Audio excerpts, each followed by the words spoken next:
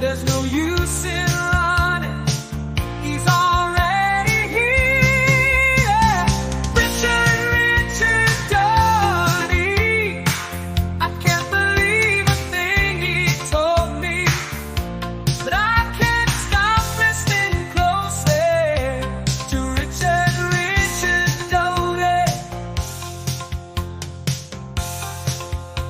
Downey never told me a thing that I didn't think was real. Hold me when I'm lonely, so I remember how you feel. Found it even when I found out she was cheating. I took a jump room to Mars. I fought a mantis with a Martian crackhead who took me too far, and watched Barry Trump take the throne on Mars from me, and went right back to Richard Downey. I can't believe a thing he told me, but I can't stop listening closely to Richard Downey. Richard Downey. I can't believe a thing he told me. Yeah, on paper, they're a better team. Right. They have all the assets and resources, and we don't. But let us get on the line, boy, and see if that factors in. I guarantee you it won't. Wow. Very little is known about the mysterious Area 51 house band. Rumors circulated throughout the intelligence communities that this band would arrive in a UFO coked out of their minds and leave through a portal opened up by a bass solo. They quickly became a must-see event for everyone at the top secret base. In a rare recording we acquired through the Freedom of Information Act, we can hear what they sounded like. Bitch, I got it, girl. I'll get it where your mama at. Papa soda. It don't matter where the drama at. Bitch, you got a Ford out the state, but it's redacted. What you know about tractor lords on 6 and clay trapping? I got a 40 cal, aimed at a tall white dame I met at a party out in Compton, and I'm high, super fucking high. Now it's bopped and we mobbed and Blue Gardena in a UFO, and it's autopilot and I can't see the road, and that's a feature. I'm getting dome in a UFO built by Nazi witches from a time portal set up by Egyptian mystics in a Cold War time walk through different dimensions. It's a fucked up system of egos and bitches. Anyways, I'm getting domed up by white girl on white girl. Space Coast. Wild intro. That was a wild intro. We're just clicking around, getting some music and clips playing for you guys. Good to see y'all. Good to see y'all. See some homies in the comment section. Come in, drop a line in the comment section. Let me know you're here. Let me know you're watching. I guess I'll get right into it. A month or so ago, I won a contest on X for hosting a space about UFOs, my UFO theory. And I took home the W on that one. And then, yeah, Shane, there was a wild intro. I took home the W on it, which was crazy.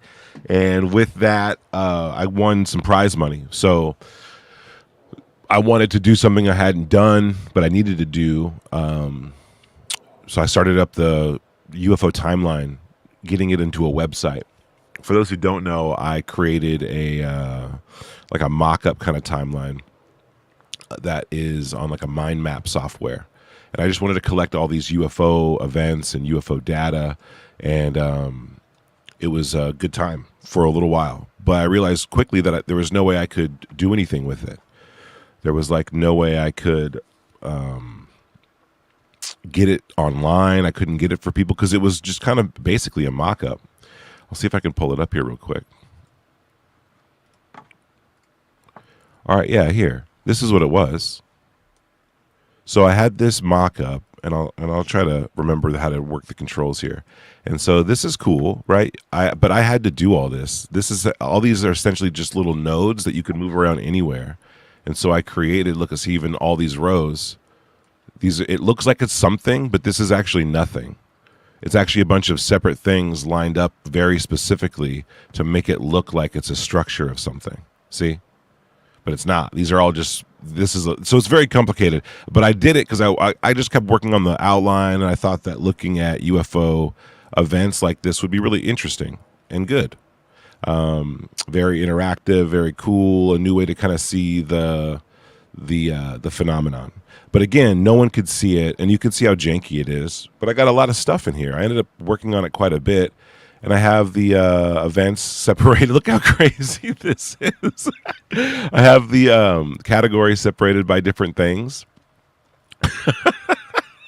Sorry, it's been a while since I've seen this version. So here I got different like sightings, tech, world history, abductions, CE5s. Down here is the time. Here is some people. So I decided to add people to this, which I like doing. So Tesla's life, and you guys maybe can't even see it, so I'll zoom in a lot. Tesla's life here. So again, this is all manual. You can click these and move these and ruin the timeline. I think I just actually did. And I showed this to some people, even when it was in an earlier stage than this, when it was just a bunch of stuff connected, and they really liked it. People out there really, really thought it was cool, and they kept asking, when can we see it? And they couldn't, because it wasn't anything. It wasn't coded or nothing.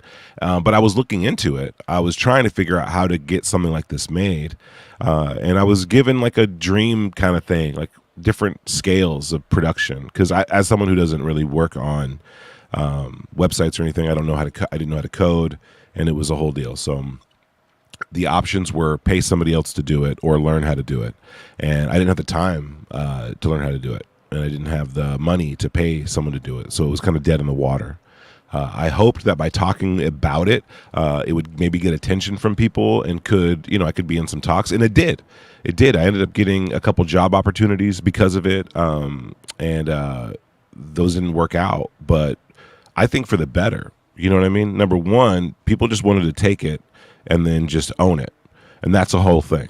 I didn't really want anyone to take this timeline and own it, and so I just kind of let it sit here. And yeah, as you can see, there's some interesting aspects here. So I used it as a study guide for my UFO research and going on shows and doing spaces. So if you've ever heard me in spaces talking about, oh, this happened, then this happened, what I was doing was I had this open, and you can see, like, I would be like, oh, this was in 1971. Well, did you know that this happened next? And that was right before Apollo 14. And that was, right before so this is how I used to use it. And I used, for some of these, I popped in some extra information just to kind of test out what it could do. But this was version probably 3 of the timeline. So what I want to do today is I want to show you guys what I've been doing with the website, the UFO Timeline. I've been working on it so long, my nose is right up against it, that I wanted to really show it, and because I don't know, I think it's just that cool. I think it's that cool. So without further ado, let us get right down to it. Here is the new timeline. All right. And if you guys want to share this link on Twitter or whatever, that would be awesome. That'd be cool. I can't stream on buddies. Sorry, I'm looking at the chat. Okay, I can't stream on Twitter right now, but here. So here's the new UFO timeline, guys. All right, so this is it. When you load the page up, this is essentially what you're going to be greeted with. Over here on the left, these are categories. This right here, this is the timeline. I wonder if I can get my mouse to glow when I do this. Anyway, this is the timeline. These are all the events laid out. As you can see, when you look over them, that's happening. If you scroll in, you can zoom in, and more dates appear, and actually more events appear that were too close together to appear. So they'll disappear if they touch. You'll see it happen. And that's so that when you zoom all the way out, you're not overwhelmed with everything. Then you zoom in, and I created a system, by the way, for having these events pop up and pop out. So yeah, you could zoom all the way in. Okay, I love it. She's a beaut. She's a beaut, in my opinion. I want to hear your opinion down there, okay? Because this took your boy a little bit of miracles to work out. Here we got a search bar. When you click an event, let's do it. Let's have some fun. Boom, DC flap. Did you guys see that? This fucking site works, boy. Okay, so DC flap, now we get the area that it's over. Right over here, you could zoom in on this globe. You also get a summary of the event. Up here are a graphical representations. These are kind of V1 graphics of the types of craft that were there, that were present during the site, or during the sighting, right? Or yeah, I guess the UFO event. There's also the ability to vote, to like or dislike. Here at the time, you can see I got a couple kinks to work out. But yeah, you get a summary over here, some witnesses, yada yada. I think it's cool. Location, date, title. Boom. You could do that for any case. Father William Gill, let's go. That happened clearly in New Guinea. If you guys know your New Guinean history over here, you'll know where that is on the map. Easy. Mothman. Cool. Boom. So clearly on the map, you can see that there are areas of interest, and these are just where things are coming up. Right now, we have about 111 cases loaded in of about 150. We're just going through and double checking everything. But yeah, when you click an event here, it goes to the event on the map. And that's a really big deal for me, because I always wanted to see temporal information and geographical information. It's really important. Somewhere along the line, the event stopped highlighting or staying highlighted when I click it. That's fine. So yeah, the name, the date, and this. So these categories are interesting. If you think that this is a little pretty complicated thing to look at, which I agree, but you can still see there's clusters here which are going to be of interest to me. Look at these little clusters. You could just turn these off. You can just turn these off. I think when I have the site, when you load, I'll have you select 4 things you like, 4 categories you might like, and then it'll load with those. So right now we're only viewing the mass sightings and the beings, the events that include beings. And when you zoom out, you could see, okay, this is kind of interesting. I also like to have major events selected because it gives me kind of like easier markers to tell what's going on. So yeah, World War II over here. Now we know where JFK, the moon landing. So we could put all these in a little bit more context. I like doing it. I love context. Yeah, dude, Bledsoe's case. See, so every case is a summary, has a craft type, and there's a lot more information in the cases that's just not presented here, right? I'm coming up with things like that so that it works, or so that yeah, everything does work. It's pretty sick, actually. So here, look, it's a little easier to see, and you get this beautiful thing, and you could just activate interactions. And these are cases where the UFO or the thing interacted with the people in some way, or the witnesses. Sightings. Cool. So if you don't want to see it, you don't have to see it. But when you, like here, you can look at just these patterns. Here I have tech. So this is just different tech that had popped up. These are going to be much more robust. But for now, I just put in some placeholders. My main goal immediately was the UFOs. Military contact. This is an interesting one right here. Right? And there's more. When you zoom in, they populate. And the way they populate and unpopulate is determined on how much like credibility the case has and how much notoriety it has. And then one of the reasons why I implemented this like and dislike feature is so that way the algorithm will start to take into account the like or dislike as well. So if a case is really liked, but you know, it doesn't really, the notoriety score is down or whatever, it'll still be seen. The like feature will affect this. So if the community really likes a case, then it's going to pop up. As if you're zoomed all the way out, it'll be up. But yeah, love this stuff. Get abductions in the mix, some high strangeness. And these categories are going to be switched out, or I guess the word is exchangeable. Like you'll be able to exchange the categories with other ones, community-made categories, along with just other things, like specifically like atomic weapons, explosions, and testing.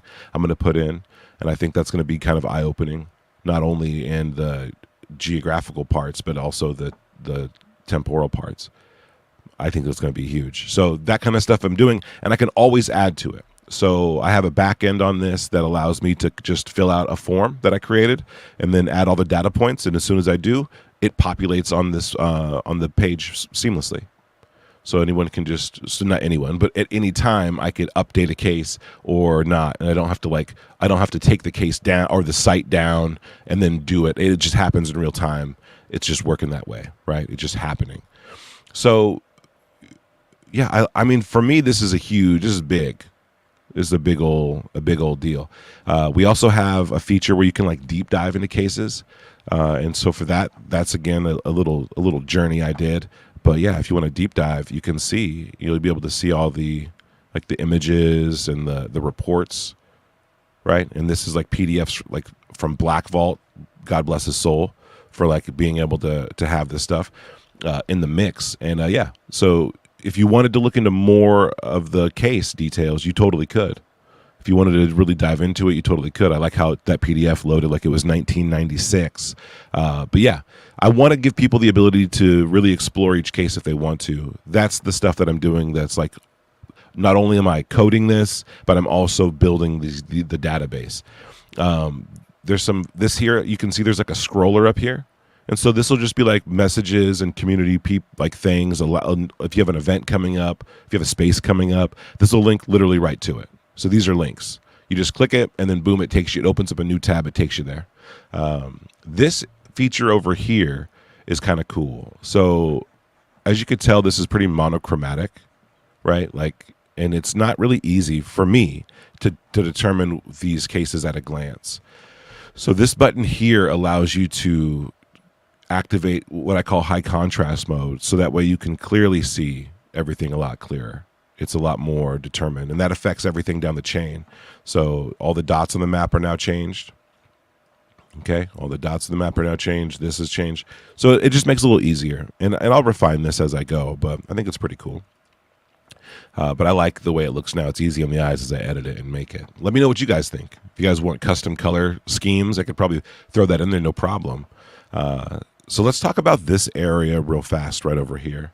And this is like my toggle area, which I'm a huge fan of. This donut chart shows you how the cases are distributed amongst the categories. So there's 15 abductions at a glance. I like it. I think it's a pretty cool feature. And then these are pretty cool as well. So watch what happens if I click saucer, right? These are different craft types. Here I have entity types as well, but I'll just hit saucer. So what happened is all the cases without saucers disappeared. And the only cases that are left are this is the ones that include saucers as a craft type. So now you can see, oh shit, look at all the saucers that showed up in 1952. Like, that's bizarre, because that's all I'm seeing is saucer. That's bizarre to me. That's very close. And then I think they're close in proximity too. Yeah.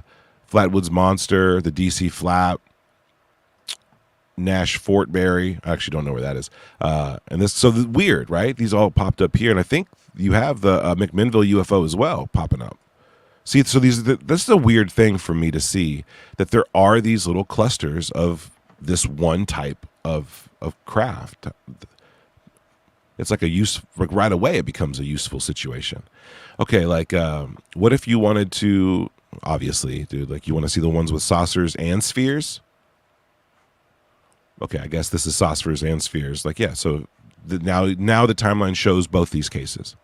If you want to see the saucer cases that also include grays, now we're stacking the filters.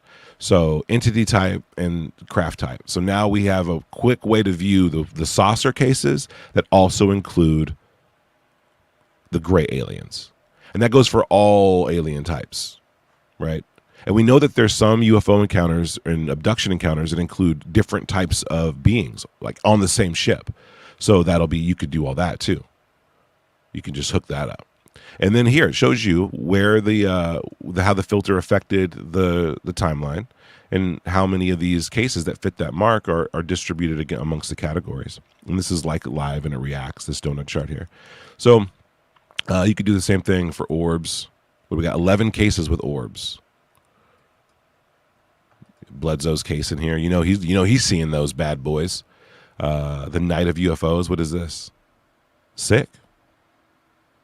This one looks like it included this again. These graphics are very, very basic, but this included a cigar-shaped one and some orb craft. So there's multiple on that one. Of course, the Mosul orb. What's up, dog? What's up, Mosul? I think that's where it was seen. Yeah, Iraq. We're in the mix. We're in the mix, y'all. It's cool to double check this stuff while I'm using it. This is the very first time I've ever demoed this, by the way. So I want you guys to know that no one's ever seen this before. A handful of people have. A handful of people have seen this. So I figured I'd pop in here. And I'm going to be talking about this for a hot minute and taking any questions. I'm going to go through the questions right now before I dive into some more features that help with navigation that I just added, which I freaking love. I love them. But let's see what we got. It's easy enough for hillbillies to navigate. Yeah, it is. It is. We got Dick Daughtry. You're back. That's right. That's right, y'all. Randy, I love to see you. Love to see you. Red, this is actually really touching. Appreciate that, Red. It's been a long time coming, this little project here. It's been a long time coming. And I'm getting that hype. I love it. You know what I'm going to do is I'm going to actually share the invite to this in the stream. If anybody wants to pop in here and talk to me about this, ask me questions live, feel free. It's in the stream. It's in the stream now. Go check that out. We got Hey Tupa, Skinny Bob, MH370. Boy, you know I got a whole MH370 rollout plan. You know I do. The MH370 research community is actually really good, and they've uncovered a lot of interesting things about tech and about all that other stuff. So it is a big deal. So the crash itself there, but that community has uncovered a lot of science. So yeah, they're going to be in the mix, dude, as well. You could tell you put a lot of work into this. Can't wait to use it. Thank you. This is a lot of work. I mean, you can't. This is not drag and drop like design. I had to learn a lot. Attach a playlist for background music. Oh, that's a great idea. That's a great idea. I could put some cool background music in this. Okay, we got this. I've been toying with something just like this, right? It's someone needs to do it, but it wouldn't look nearly this cool. You never know, Derek. You never know. If you need some deep database backend help, I'll try to make some time. Thank you guys. Everyone's been really pumped to offer their help. Whoa, TKOs, or I like to call you TKOs. I really do. Great work, man. I'm a software developer, and I just want to reiterate that this is no small task. I'm impressed. Thank you. It wasn't small. Like, it took a lot of a little courage, and then a lot of like blind ignorance, and then a lot of time. If I have all the iterations that you could see that like show how it improved day after day, week after week. But where it is now, I'm so pumped about it. I'm so pumped. So here's one of the features I added recently. I thought that this area right here was a little static. And so what I wanted to do was create more navigation. So now you can click in here, and these are fields. So I could type in China, and it brings me to the Chinese cases, and it only shows the Chinese cases, right? Now, unless I fiddle with the thing, they don't pop up, but we'll get to that. The date, this is a cool feature. So I could type in 1947, and it expands the whole timeline to that year from 47 to 48. So now I'm just looking at 47. What if I wanted to do, and I think this is so cool, 1950, again, the whole year. But what if I wanted the decade? What if I wanted the whole decade? 1950s, put an S there. Now I get the whole decade, right? So this is the whole decade spread out. So all the cases are present, you know what I mean? You can kind of like do your little detailed research, click through these, right? Get the deep dives, get the photos. And then I have this case that's all the way in 1561. And the way that I built this, I have to kind of scroll over there. And for everyone wondering, will this timeline go far back in time? Yes, it goes back infinitely. You can scroll back to 0 if you wanted to. And so, yeah, you can see I've already started to put a lot of deeper stuff in here. But there's a case in 1561, dude. So just type in 1561. Now we're over there. Now we're over there. We're in the mix. We're all the way in 1560. That's sick. To me, that's so tight. Okay, what about the 1800s? Look at that. How dumb. No one wants to look at the exact year 1800s. So I'll come up with some like century kind of buttons. But yeah, that's a good. I think that's a great feature. The title too. I want to look up Travis Walton. There he is. There's Travis. He's right there. So anything you want to so event title, date, location. Now we have the ability to really search through this stuff in any way we want to, right? However we see fit. And then events, you can just search for things in here. Like you could search for crash, cases that have the word crash appear. Boom. Okay. More broad searches, right? Okay, what about landing? Wow. I actually haven't typed in landing before, so we saw that test in real time. That could have been embarrassing. What about pilot? Oh, sick.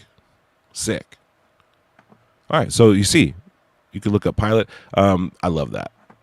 So this is a more broad search, and this is a search field basically for the details that pop up in this field.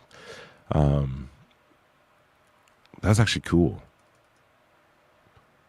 You never really know when you're designing something like this, like what to do, because I've never made a website before. So you don't really know what you're going to need. But the cool thing is that I had built a database of cases because I didn't know how to code, but I did know how to do research, at least a little bit. And so I was able to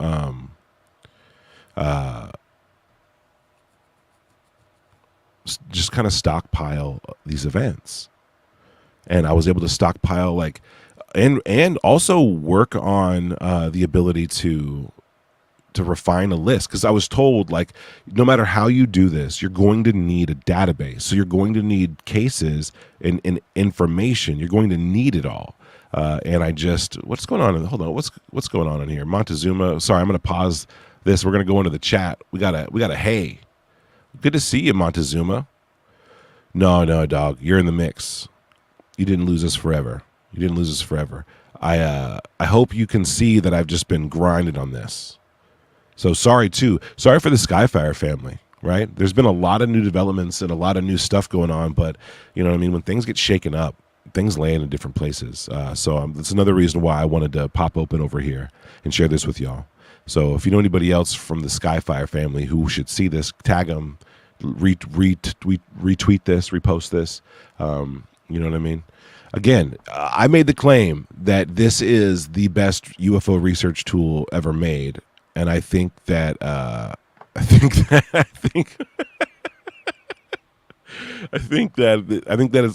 right.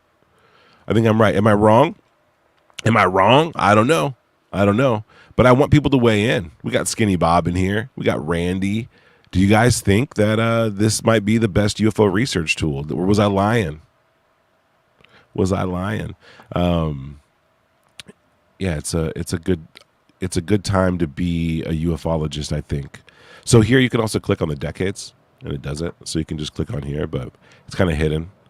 I plan on doing a full demo on the UFO Timeline's YouTube account, but I want to do a big rollout and a plan with that one. So right now the functions are all here. This really works.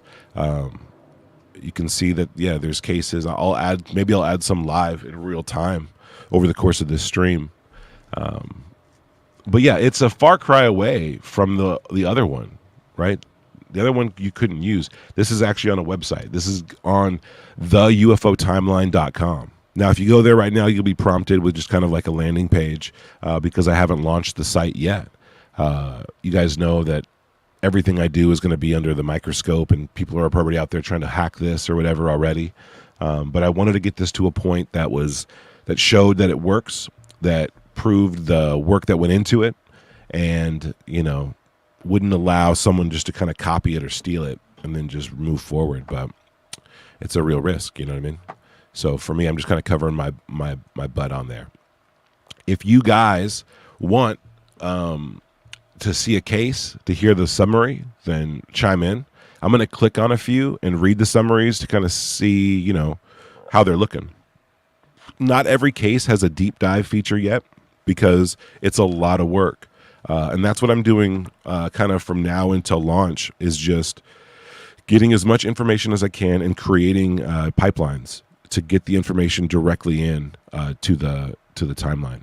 And if you guys have more information on a case or you want to submit, there's going to be a submit button that will allow you to submit notes and also allow you to submit cases for consideration, right? This is not open. People can't just come in here and add, when their 8th birthday was or when they thought they got abducted and stuff. It won't be bogged down by just community, like being able to come in here and change things, move things. It's going to be community based, but in order to like get a new event up here, just let me know. Submit a little request. It'll have a couple buttons to hit, and then I'll look at it and I'll dive into it. And if it works, or if it looks like it's a case that should be added, then I'll also note you with it. And if you're in here and you have an account, then it'll be cool. I want users who are kind of like dedicated to research to be allowed to do the upvotes and downvotes. I want researchers who are serious, or users that are definitely serious, to be able to submit cases. And this is just kind of to avoid trolling and random kind of random attacks or whatever. But I think as we all have seen, it really does happen, right? But yeah, the shit is wild. So in the Battle of LA, I actually have a video. I don't know if it's in here, but I made a little video and we might as well watch it. I think I accidentally put it in this their file over here. So give me 1 second. But yeah, if you guys have any questions, if you guys want to see a specific case, let me know. I made like a little Battle of LA video. And I want to show you guys, but I got to add it in. So this might be a good example of the process of adding videos. How fast could it go? We shall see. The one thing for me is like quick correction, quick updates, very quick use. If I see something that has to be corrected, I want to be able to do it instantly. I don't want to have to like go through a bunch of different like random code or whatever. So it's been really cool to get that locked in and really reassuring. Coding is crazy. If you guys out there and I'm seeing a lot of you guys have coding experience. And I think that that's awesome. And I didn't understand how amazing it was until I tried to do it. And now I realize that it's very much like magic, and it is just something I just didn't know how weird it was.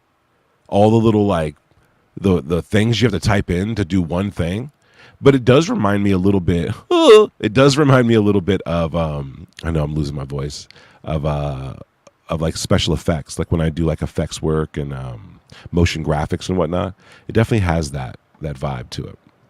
Okay, real quick, we're going to refresh this page, and I'm going to see what if the Battle of LA content that I put in there is in there now. Let's refresh the page.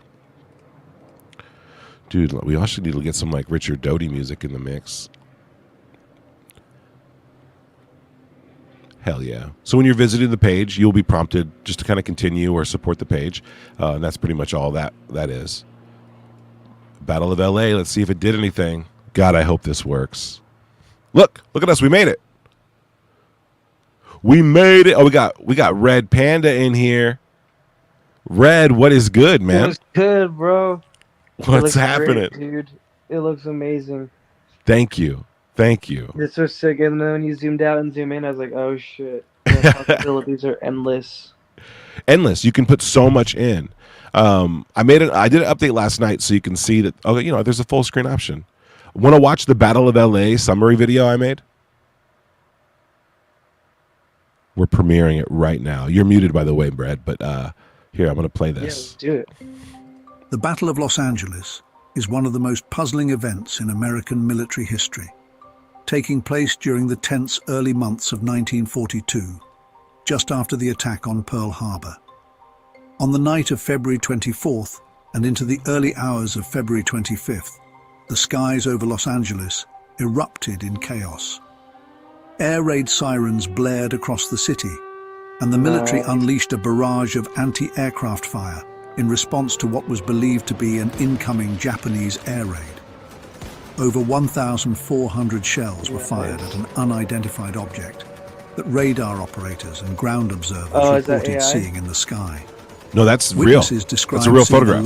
a large, slow-moving object illuminated by searchlights, with some accounts mentioning smaller objects darting around it. Despite the intense military response, no wreckage or evidence of an enemy aircraft was ever recovered, and the object itself seemed to disappear without a trace. The official explanation from the US military was that the incident was a false alarm triggered by a weather balloon, although this has been met with skepticism by both witnesses and researchers. In the immediate aftermath, the incident was front-page news, with many speculating about what had actually occurred. Some witnesses claimed that the event lasted much longer than the official report suggested, with lights and objects in the sky observed for up to several hours. The artillery barrage caused significant damage on the ground, with shells falling back into residential areas, leading to property damage and at least 5 civilian deaths attributed to heart attacks and the resulting chaos. The Battle of Los Angeles remains a topic of debate and fascination, with some suggesting that it was a case of mass hysteria, while others believe it could have been something more unusual, perhaps even an early encounter with unidentified flying objects. Great job, brother. Despite the massive military response, no definitive evidence of enemy aircraft was found, leading official reports to dismiss the incident as a false alarm. However, the incident did have real consequences, including several civilian deaths caused by the chaos of the anti-aircraft barrage. While many explanations have been proposed, ranging from misidentified weather balloons to simple war nerves, the exact cause of the event has never been conclusively determined. Nevertheless, the Battle of Los Angeles stands as a remarkable example of how fear and confusion can shape our perception of events, leaving a lasting impact on both history and popular culture. Dang. So, thoughts, what'd you think? And also, imagine that for every case. Great sound design. Thank you. Great AI narration. Hell yeah. I hope to Really narrate awesome. them all. I want to narrate all of them.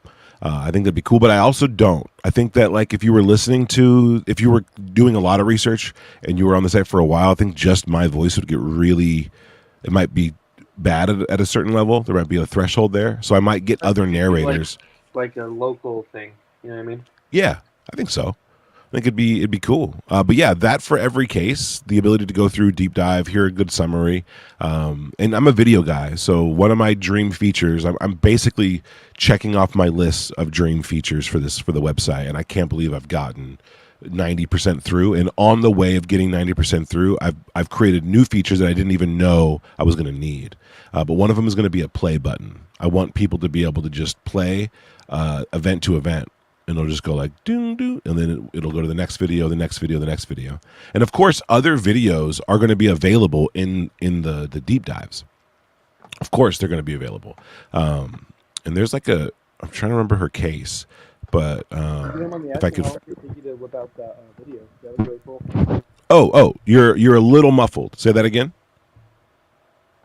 If you don't mind me asking, how long did it take you to do the Battle of LA video?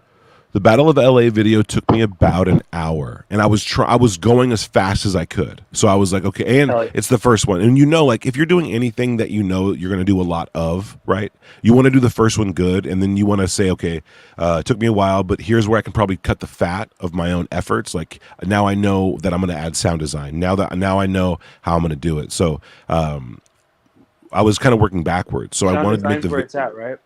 100%. Sound design's where it's at, and it shows care. It shows a little care. It shows quality, and it gets you in there. Of course, there's going to be events that have video, right? As we get into the 90s and 80s, whatever, there's going to be events that have video that I'm going to incorporate their video into my Is that explanation. photo, by the way, a real photo from the Battle of LA? one The that I was, like, searchlight, shocked the searchlight about? photos. Yeah, or was that That just I- a general time period? That was a general time period of, I could not confirm. It was just one of the photos that came up when I was looking at for the images. And there's a couple Battle of LA That's a style cool images photo. out there. It's badass. Like It looked like super nice and crisp too. That was cool, man.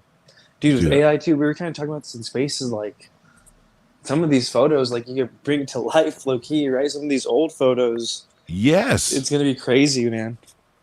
absolutely. To this, oh yeah, here I got like the photos of like the documentaries and stuff that are on here, like One of the different. most credible witnesses we interviewed was an Australian. So even if it's not a video that I made, there will be videos to watch. You know what I mean? There will be things to check out. It'll be a basic hub for that. But yeah, I'm surprised at what I've been able to find on a lot of these cases. I didn't realize that they had so much content and media about it. You know why I never noticed is because when I would look up cases, I had to go on like Wikipedia or something else or Google, and then you're finding all these scattered things. Right? You find one image that you never noticed before or never saw before, and you click it, and now you're on a website from 1997, and you're looking at a gallery. You know what I mean? Like this has nothing to do with what I was looking for. And then if you find a video with the right images and stuff on YouTube, then you're kind of stuck to just the video. You can just keep watching things where they're telling you what's going on. Here you can.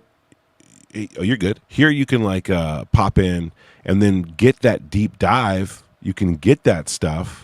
While never having to leave the case or the site, right? You never have to leave it. You're like, oh, this is all the photos and images, and this is like the videos that I was missing. This explains everything. Like, you never have to leave the site, and that's huge for us. Yeah, that's sick. That's awesome. Well, we've never had anything like that before.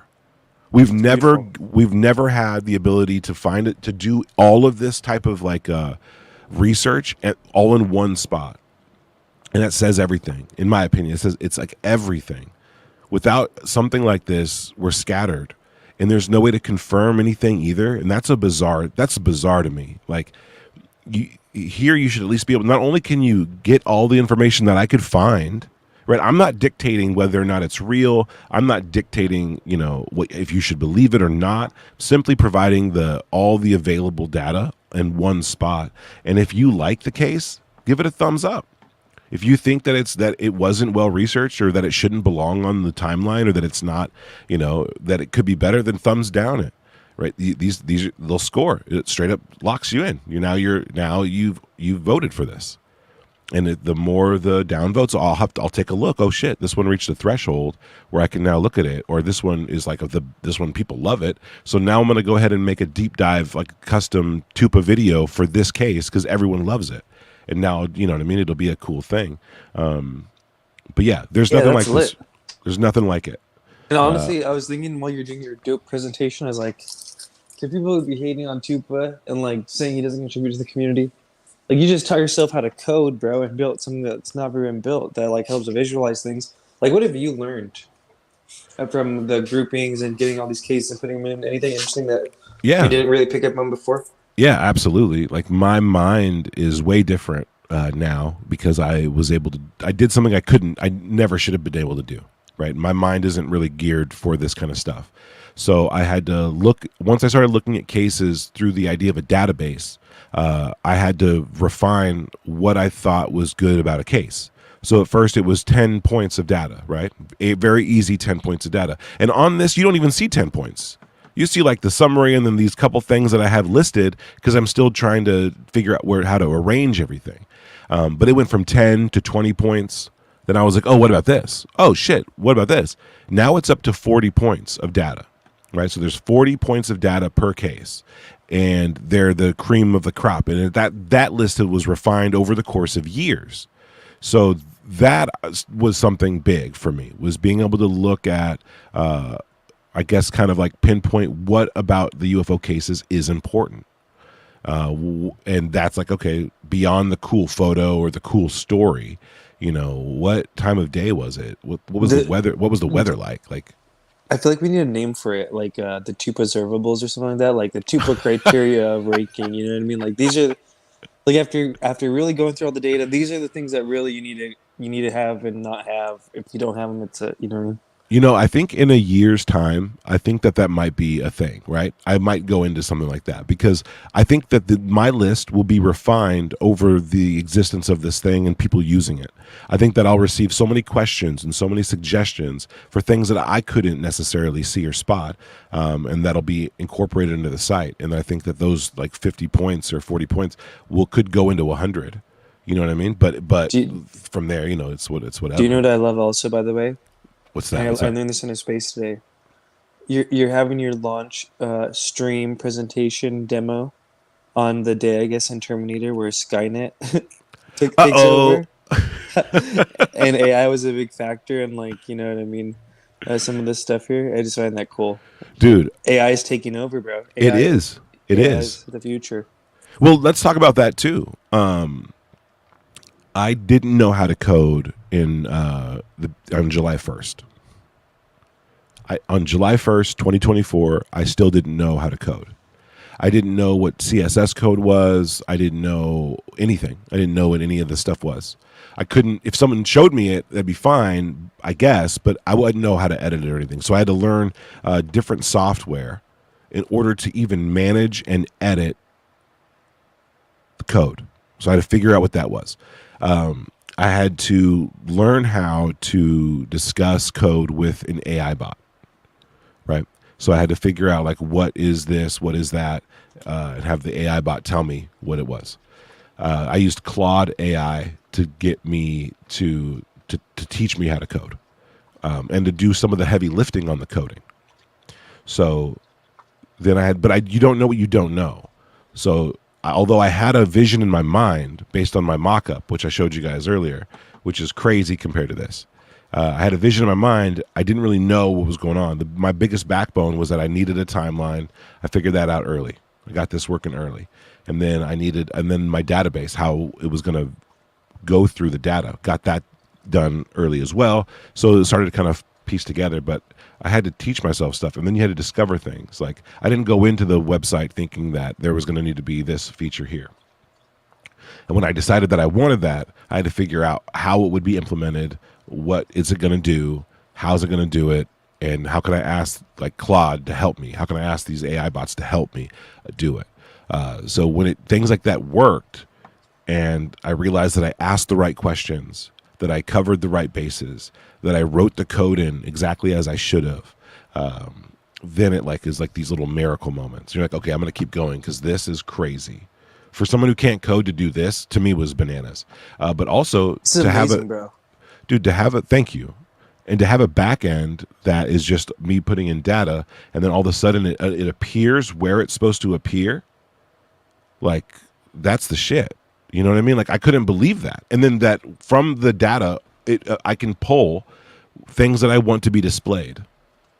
You know, there's like all kind of like a CE list. If I wanted that to be displayed, it could be. And then I could add those to these toggles. So once it was working and clicking, it was just a matter of adding on.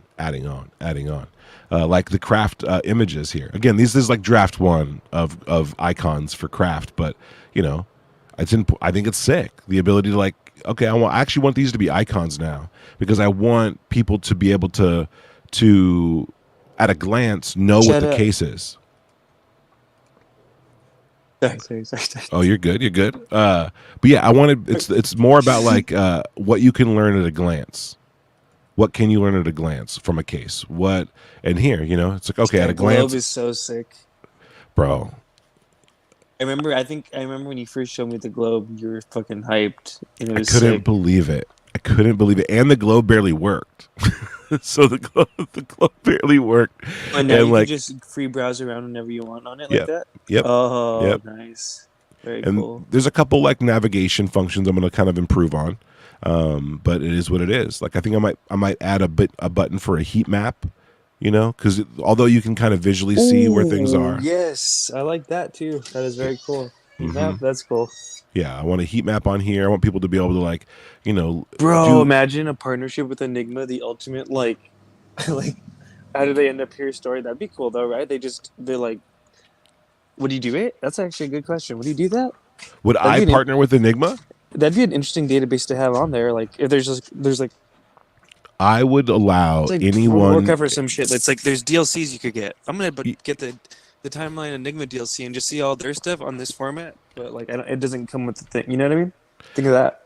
Okay, so I love that idea, and so here's my idea for incorporating a couple things. And this is an announcement I'll make here. I'll let you guys know what my plans are here, what my rollout plan is. This is going to be a community thing, right? And in order to do that, I want people are pumped about their own research, but there's also a limited amount of space for categories. So one thing I'm going to implement is basically a window or something that shows you a lot more categories that you could click on and then bring into this. So if you don't want to look at the tech stuff or major events or high strangeness, you can just literally exchange those for whatever. And so what I say for whatever is things that, for instance, like the Black Vault, right? The Black Vault can have a button in here and all of his FOIAs could be listed. Easy peasy. And not just when he got them, but what the FOIAs were when they were written. If there was another like UAP anything, any kind of work that UAP companies are doing, they could have a category that people could select. So it would be like in a social area. So then, like, you know, there's companies, there's research groups, there's things like MUFON. They all have databases. Like, could I incorporate their database into this? Could MUFON have, yeah, of course. Of course. I think that's going to be one of the coolest features. But also, if you're a user and you haven't, like, I'm going to allow people to create profiles and create their own account.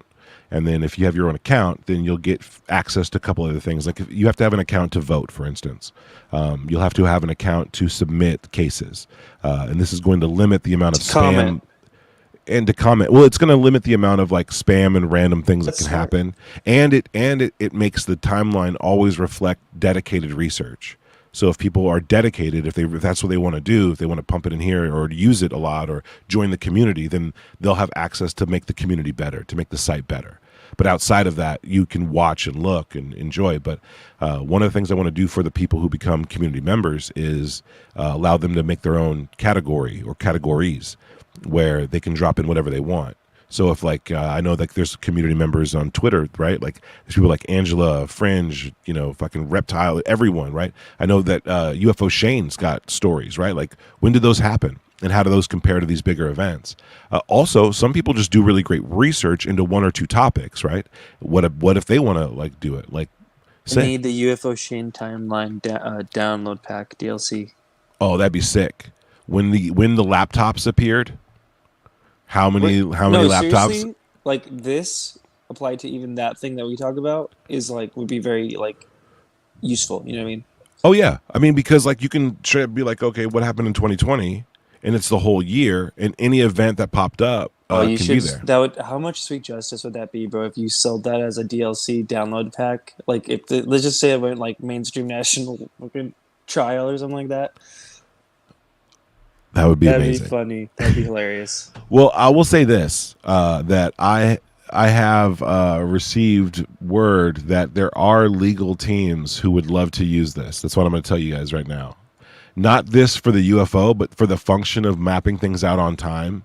When they saw it, they were like, oh, what? Yeah, no, it's so you get so much by seeing all the information like that. I think so. And again, if for you guys just tuning in, because I know the stream is packed. But really though, for real, thank you guys for watching. And if you're sharing this on Twitter, that's what I was about to say earlier. When I oh shit. Okay, let me look through the comments. I've been missing a lot of this stuff. Shout out the chat, dude. This is let's get a little bit of music in the mix while we shout out the chat. It's Randy's birthday? No way, Randy. It's not your birthday. Well, if it's your birthday, Randy, happy birthday. I did not know. We got Sassy in the mix. Oh, I think he means I don't think wasn't it just his birthday like a month ago? Honestly, I don't know, but let's just celebrate it. Let's celebrate it with him. Let's do it. Dude, we got Moonlight, Tupac gone and done something good. Thank you. Alien Girl, it's so good to see you. If you guys aren't following the Good Morning UFO show, you guys are missing out. What are you doing with your life? What are you doing? Check it out. Good to see you. Derek, be 100% true. Hell yeah. TKO's in the mix still. We got Skinny Bob. He says crowdfunded. I don't know what that's in reference to. This was funded entirely by the Baha'i Church. Thank you, Arden, for posting up in here as the mod, getting some links out. That's actually really sweet of you. You just showed up and did that, and that's badass. I really appreciate it. Sassy, good to see Sassy here. Randy, look, it's not my birthday. Red, you called it. You called it. Zelda in the mix. Good to see you, Zelda. Though. Yeah, but you're the one. Great job, Tupa. This is so helpful for research. Thank you, Zelda. Thank you. Yeah, if you guys think this is a thing, let me know. If you think I wrongfully titled this the best UFO research tool, let me know too. Let me know too. Yeah, I say think what you said in the space, bro. I liked it. if this isn't the best UFO research tool, I will take the stream down. I will retitle it. You're gonna go full Digby. Dude, that was so sick. What happened then, dude? That was so sick. Okay, but yeah, for real though, if this isn't the best one, if you know of a better one, let me know, because I got stuff to learn. I'm not this isn't the end all be all, but I went through and looked up all the other timeline projects for ufology. I looked them up. I mean, people were telling me, "Oh, you ripped off this person. You didn't invent the timeline." Like for years, I had to hear this from the trolls. Right? Weird how all the Lou Elizondo trolls who like are all about disclosure were shitting all over this. They did not want this to come out. Isn't that weird? They don't want you to do your own research. That's like a really big red flag. But now it's here, right? And it does work. It doesn't copy anything else. There's nothing else like this. There's no copying. There's no appropriating of ideas. I literally had to teach myself how to code just to make sure that no one could take credit for it or like say this is actually this or this person's. Like this is something that was in my mind and now it's here. And when I see features like just even this hover over feature, I remember when I was like, oh, I want there to be a hover over feature because these boxes are pretty small. Right, the design is still going to be worked on. As you can see, there's some little edges I got to clean up, but being able to straight up be like, okay, well, I want the hover over option. I want it to look like glass. Ooh, how about this? Skins? I'm sure you probably already thought of this, but skins? Oh yeah. That's the birth. Cool, like the futuristic Tron type, but I can see another skin being cool, like Cold War era map style. Oh, that'd be sick. Right? Cold War, yes. Oh, I love that idea, dude. I love that idea. That's badass. So like there's the toggle contrast button, but then it could also literally be a skin button where it looks like Command and Conquer 1998. Like I don't know. I think that'd be sick. This is definitely Star Trek Next Generation computer screen vibe. That's what I'm getting from this. Sick, though. This is like Halo. I'm in the archive or something, you know what I mean? Yes, we're in the mainframe. We're hacking the mainframe, dude. But yeah, this is a cool feature too that took me a while to get working. The ability to turn off categories so that you can just really see, kind of bigger data, smaller pictures. Like if you know you're looking for an abduction and you want to search this way, you don't have the name, right? But you have like the year, then you can pop in here, check it all out.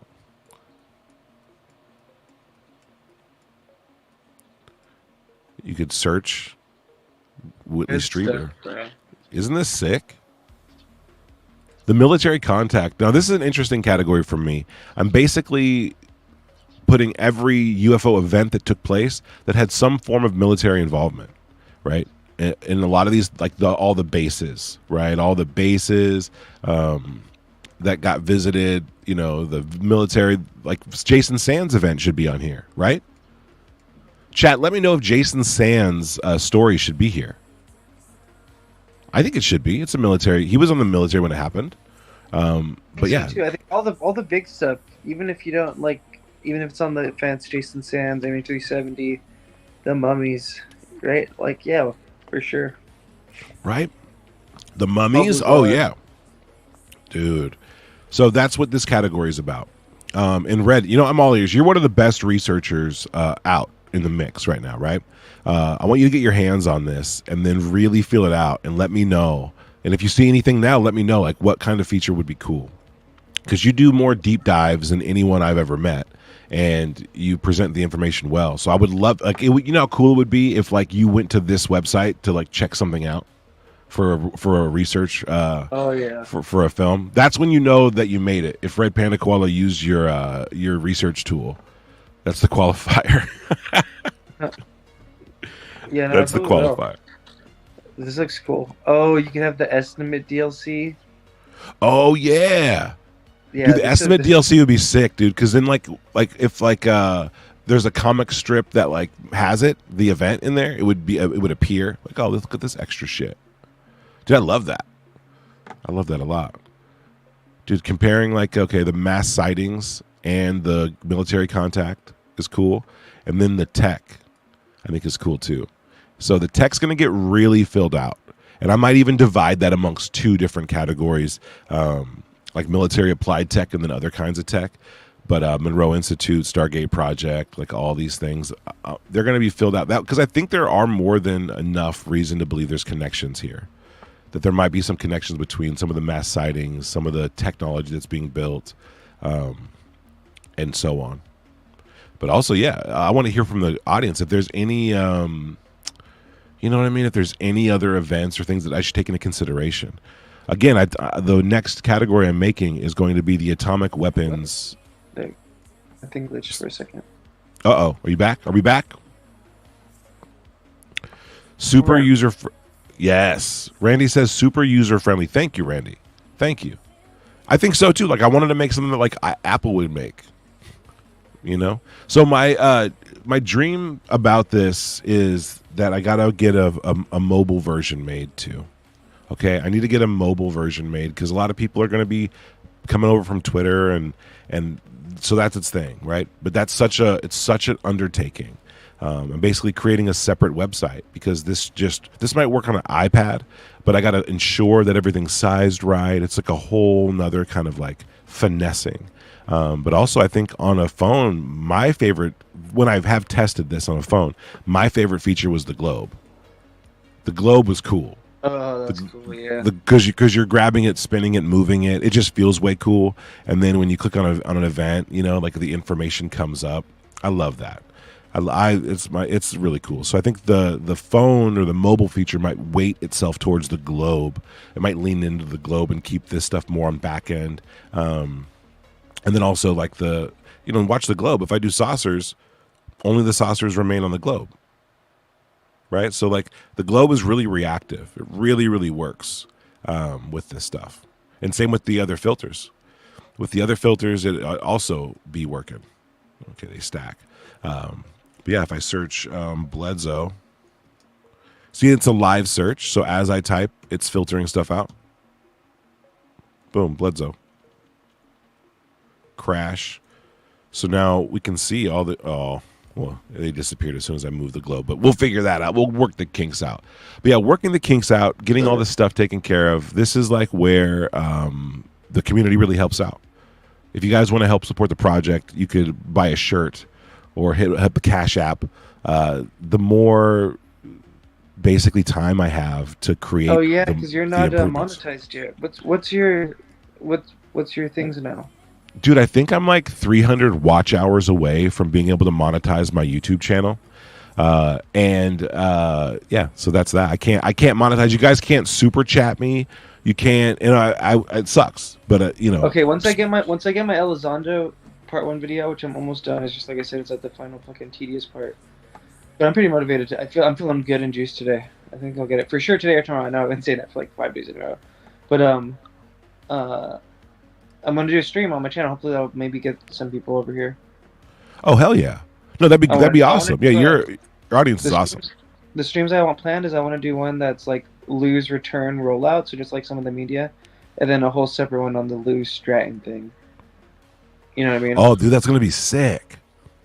So if you're free for any of those, for sure come by. If not, Yeah, I'll be around. I'll try to be around. I'll try to be available for that. I know the vibes. And then I want to yeah. do one. I want to do one if you're down, where you just talk about this. Yeah, have me on. I'm gonna do another like. I don't know. Is there anything you're like?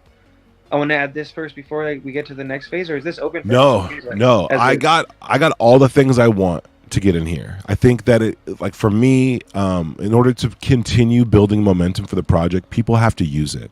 And as much as I want it to be, now. yes, it's operational. This is the launch party. This is basically the live demo party for the homies because I knew the stream wasn't going to get crazy, right? But I mean, I wanted you guys to see Skynet it. Day? Say what? Did you know today was the Skynet Day? No, I didn't know that. I didn't know that until you mentioned it. That's pretty sick though, huh? Yeah. That is sick. So AI helped us, solve UFOs. Yeah, but I can't get super chats yet. If my videos get a couple more 100 watch hours, and I'll be like, it'll be there. But I've been grinding on this so much. One of the things I want to do too is, talk about this and like go through cases that I've deep dived in, and then kind of use this as a backbone for more like shows. So I want to do like a show a week through the UFO timeline that covers a case, a single case. The case that you worked on? Oh, that's cool. Yeah. So like the YouTube channel, right, for UFO Timeline? Yep. On the UFO Timeline YouTube channel, when I launch it, that's what it'll be about. And you know me, you know how I like to prepare like live streams. Whenever we do yours, we could have a nice little slideshow that you could just go parade around all the different people too. Oh, that'd be tight. Right? I'm super down.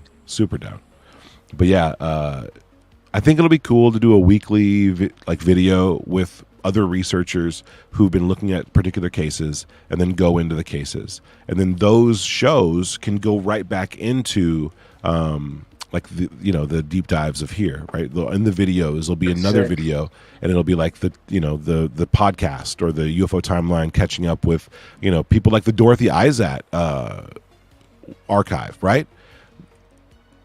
I forget who's running that. Terry Lovelace, like, yeah, and I hope he's doing good, by the way. I haven't heard for any news. But even Sean, right, the Just My UFO vids, I forget his name. But he's loves Dorothy Izat case. So just having like longer streams with people, and then I'm gonna basically repost those on like Spotify, so people will be able to like listen to them.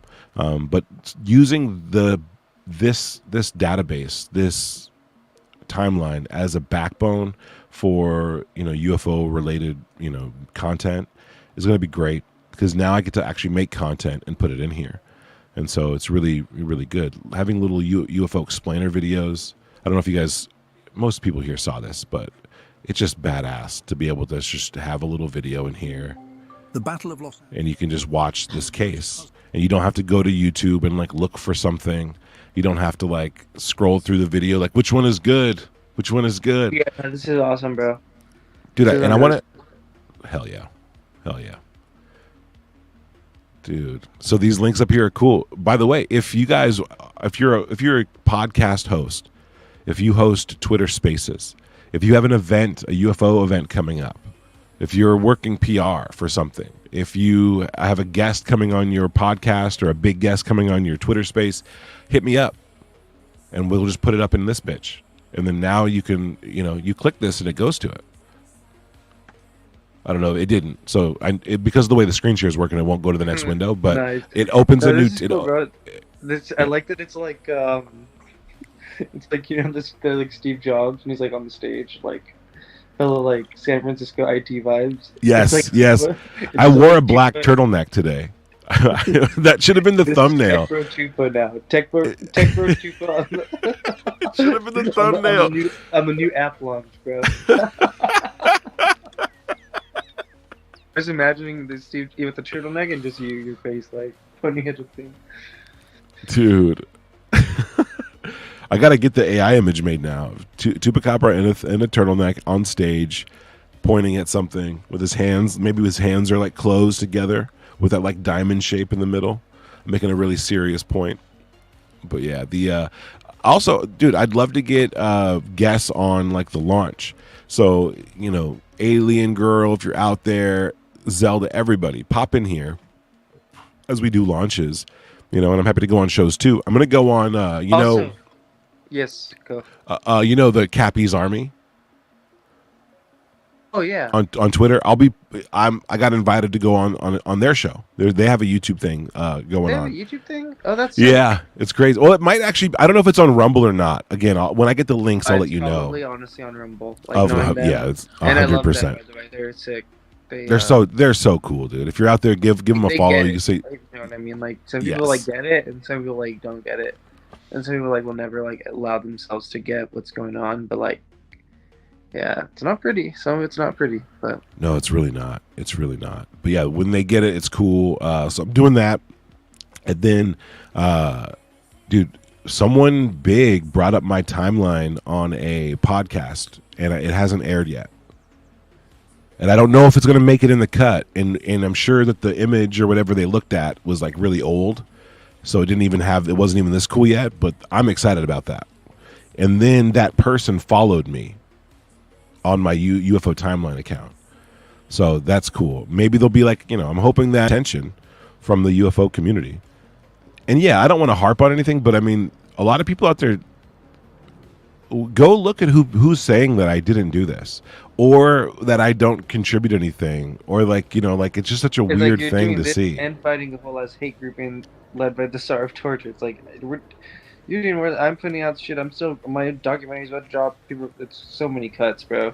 Dude, it's a lot. It's a lot of work, and it's not like it's discouraging because I know that people know. But I mean, this is something I think that no one's done this. No one's done this. Tides are turning fast, though. Dude, you can feel it, though. Can you feel it, bro? Yes. You can feel the tides turning now, right? It's not even like they're just coping.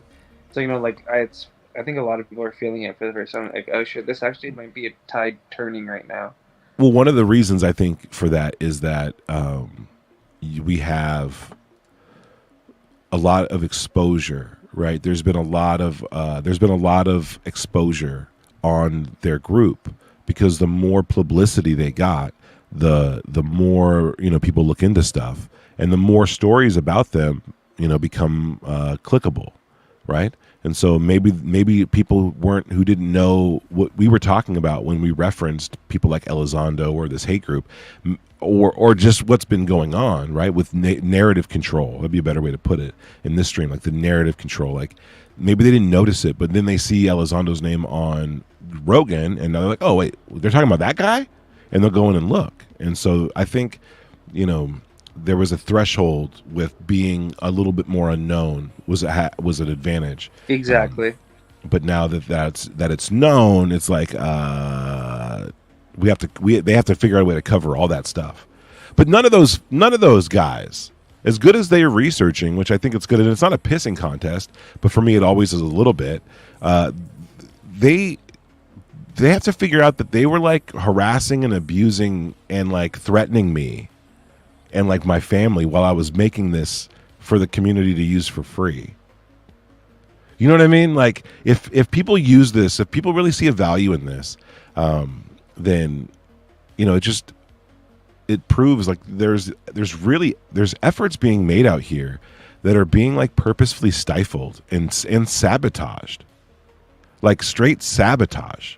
Like really weird, like levels really of recently stuff. vetted. Like, and it sucks because this happens so many times where people are like, "Let's just make peace. Let's just move past things." And I get that, and I support that energy. But it's also like, there's so much information that we lose with that. That's like something happened there. There's some fishiness going on, and we're never gonna get. Well, to the bottom Digby said someone politely asked me to take it down, and I did. And then he said that he was allowed, or he not allowed, but then he was going to upload the audio version.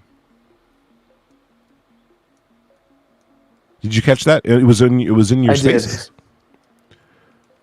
So, it wasn't that Digby said to himself, you know what, I need this to come down. He might have felt some type of way for real. I mean, I think he's being honest when he said he felt some type of way about the views. No, it's what Gary said, and it's like they pit people against each other. I'm sure they were like both people. Like no one's ever written fully. You know what I mean? Like somebody at the company got it into Jason Sam's head, and then that trickled down economics to Digby's head. You know what I mean? Like that's how it works. Yeah. Dude, you know what'd be crazy, Red, is if you created a custom Timeline categories DLC. for like how this happened. Like what's going on. Even the Sawan mic disclosure thing is crazy. Like, for those who are listening here and don't really know the drama, which I'm sure most of you guys do, the recent back and forth that's been going on, that it uncovers a massive influence campaign and a massive harassment machine that's been happening within UFO social media. Some podcasters and their producers are coming out and being like, no, there's some funny business. Like Lou Elizondo, the recent guest on Joe Rogan. Lou Elizondo was very much a part of these podcasts and what they talked about, how they talked about it, and even like down to like there's claims that Lou was making promises to these podcasters and their teams that if they did this or that, then they would be given access to these people with these stories, essentially bribing them because no one would take that if they didn't want their podcast to be huge. Like if they want their show to grow, if they want that money to keep coming in, then they're going to like really go for the guests and that they want that are going to bring those people. Guests like Gary Nolan. You know what's weird too is like I just remembered that like the other night LM, one of the producers of one of these podcasts called Disclosure Tonight, LM was talking about basically the same thing that like Ray said. Like you'll lose access to these people. To Gary Reed. To Gary Nolan. Like you're going to lose access to these people if you don't do this or that. And like what it looked like is that these people were controlling that, but I think actually people like Ray and we're the ones controlling that because they like knew that they had the ear of people like Nolan and whatnot. It's got to be something like that. You know what I mean? Because it's just so crazy, so crazy. Yes, Sassy said the ultimate research tool. Absolutely, the ultimate UFO research tool. That's what's up. That's what's happening. That's what's happening. I love the confidence, bro. I mean, I can't think of one off the top of my head. So no. Okay, am I, right? To say so I can't. If I was approaching this with just the idea, if I had the idea and I was saying things like, this is going to be the ultimate UFO research tool, if I had that idea, that'd be one thing. But over the course of 2 years, I have been looking at what's been going on because it was claimed that my original idea was stolen or whatever. So no, it wasn't. And I had to see who they were claiming I stole it from. And what I found was kind of like already by 2 years ago, stagnant projects that had started, but weren't really anything. Like there is another timeline like website, which more power to these guys, but it had like 7 events on it. Now you tell me if when you go to something that claims to be a UFO timeline, you're gonna expect to only see 7 events. Roswell, the congressional hearing, these other things. I'm not trying to demean these projects. I don't want to mention them by name. I'm just saying they didn't have anything, right? And then there was other ones that they weren't really like. There was no protocol for what was being added and why it was being added, and there was a very limited amount of cases, 20 cases in some cases, and they weren't cases. Some of them were like Ryan Graves says this on the news. Gary Nolan says this on the news. Like that shouldn't, in my opinion, I don't need to see that. That's its own thing. I don't mind Googling that. What I expected to find was something like this, and I never found it. It just didn't exist. And then I went into just looking for things that are like timeline bases. Is there any website out there that would allow me to create a UFO timeline with their software or their UI by simply dropping in events and filling out dates? And there wasn't anything, Red. There was nothing. Like if you're a history teacher and you want your students to like create a little timeline, there's no website you can direct them to. But like, yeah, okay, this is sick for like even like a World War II version of this would be sick. Yes. So like I literally couldn't find any research tool that let me do the things that I thought this could do. And then when it comes down to UFOs are such a niche thing. You know what I mean? That like that there should definitely exist there, and it didn't. It just doesn't. So when I say that this is the best UFO research tool ever made, I mean what I should say, it's the best research tool for UFOs that I've ever seen. If you've seen a better one, let me know. I will change the thing. I will also shout them out, and I'll shout you out for bringing it to my attention because I appreciate it. But I have yet to see it. And if this is the best, then what I've done, could be groundbreaking. And I actually befriended some AI guys, some guys who work in AI. Crow? No, not guys who use AI, but some guys who work in it. And then I also got a hold of the content creator on X. His name is actually, I'm not going to give you his name. People fucking throw hate on so many people.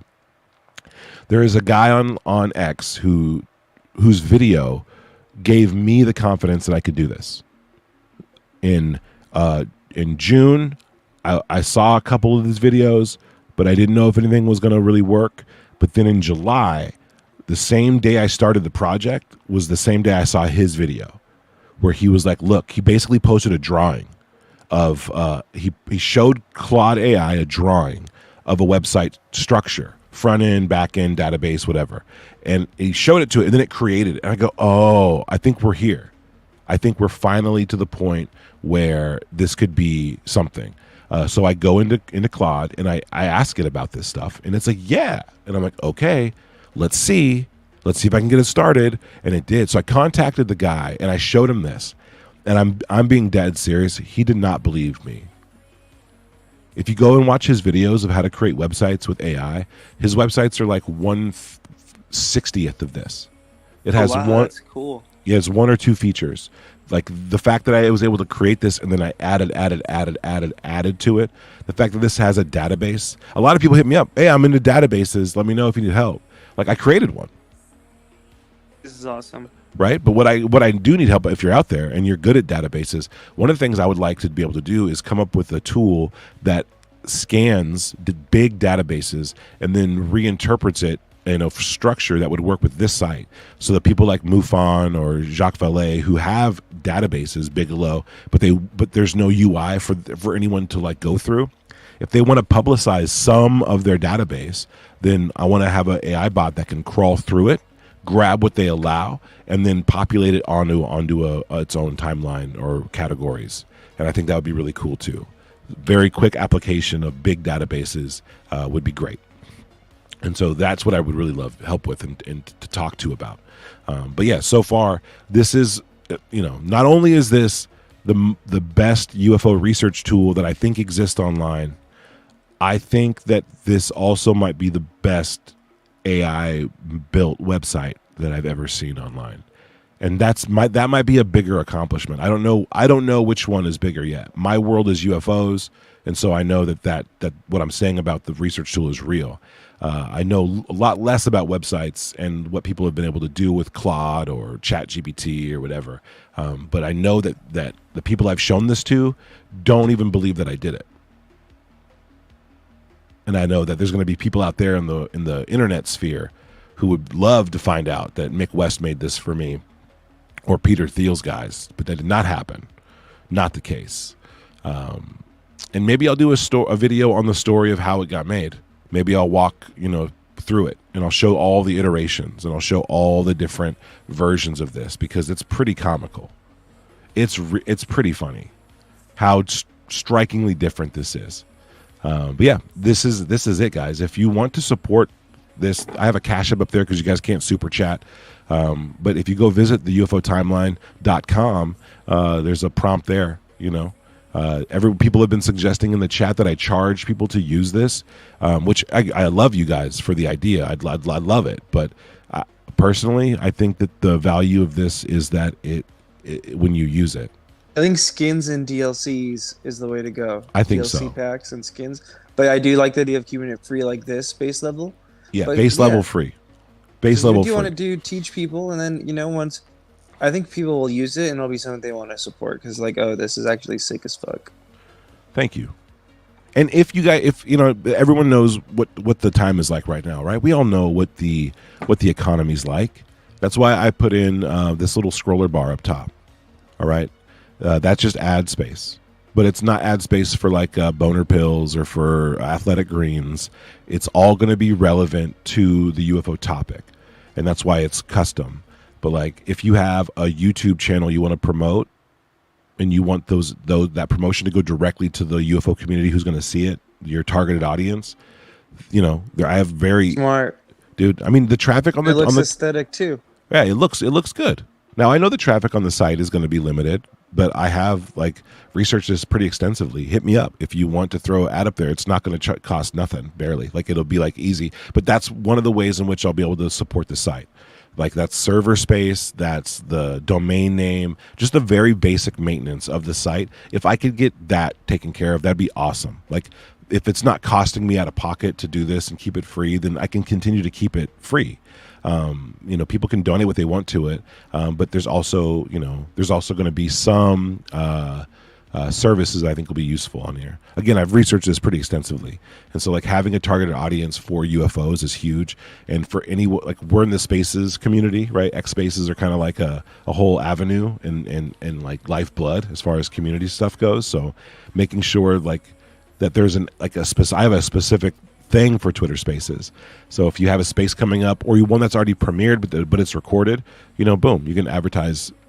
I'll throw it up there. So it's on rotation every 5 seconds, and then literally any message you want, any news you want, any ads you want, can pop up there. I'm putting my own store links up there, so you can click there and go to the store.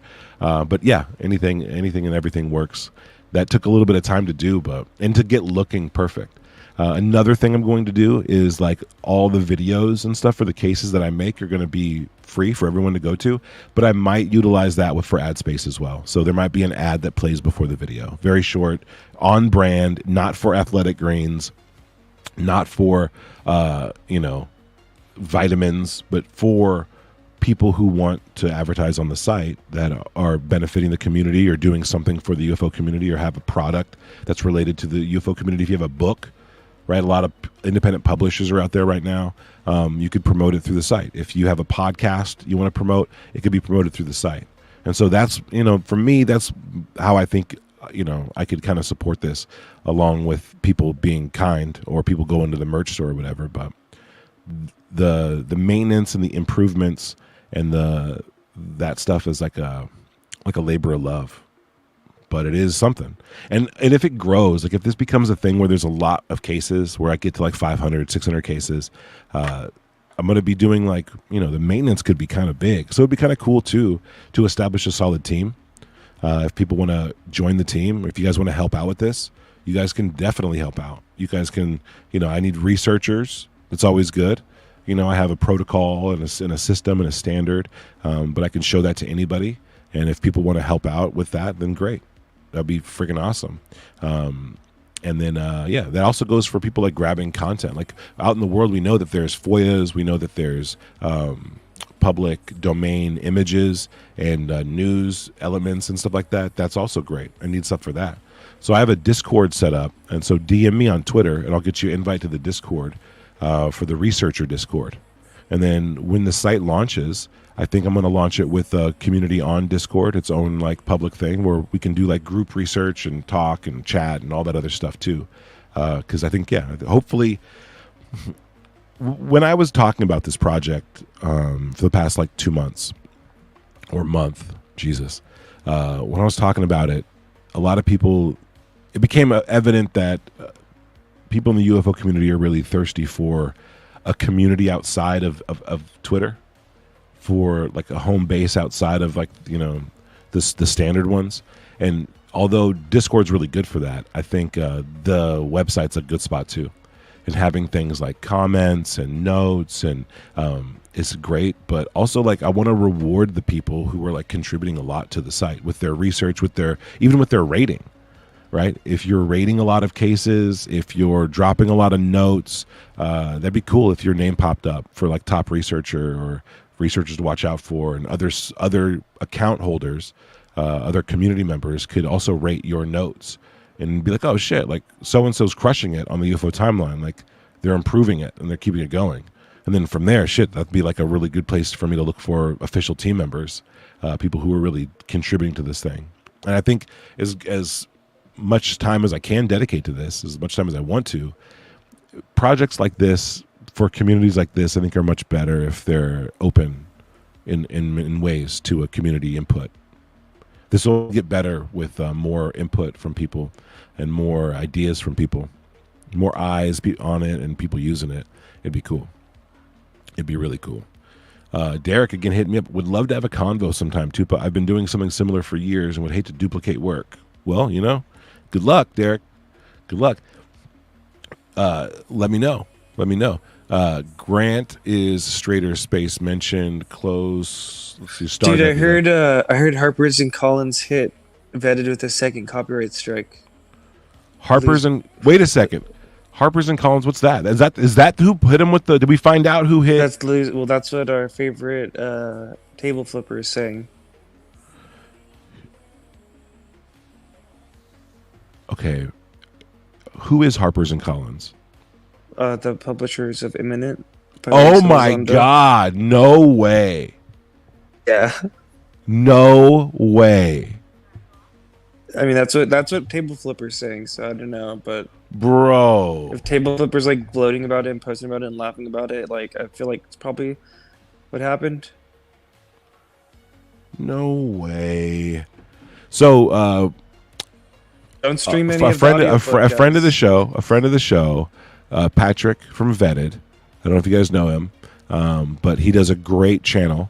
He is being copyright struck by the Lou crew, by Lou's publishing people. Really, really, that's awful.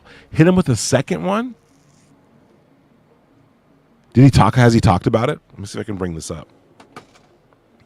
Yeah, I'm only seeing this from Table Flipper, but he's taking 2 days off, he said, for his mental health before his 1 year streak, which is like, yeah, bro, take all the time you need, but like, damn, like 1 year would have been sick, and like for him to be like, I need to take 2 days off.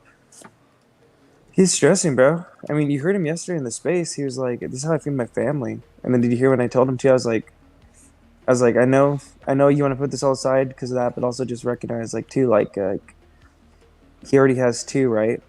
So he's gonna really he's forced to have to watch what he says during this book rollout. Isn't that like too not? And we know, and I asked him, and he kind of said, yeah. This isn't the first time, like, the little group that we call out has, like, brushed aside Vetted, right? He's had, like, 2 other brushes with them where they did some weirdo shit along their typical things.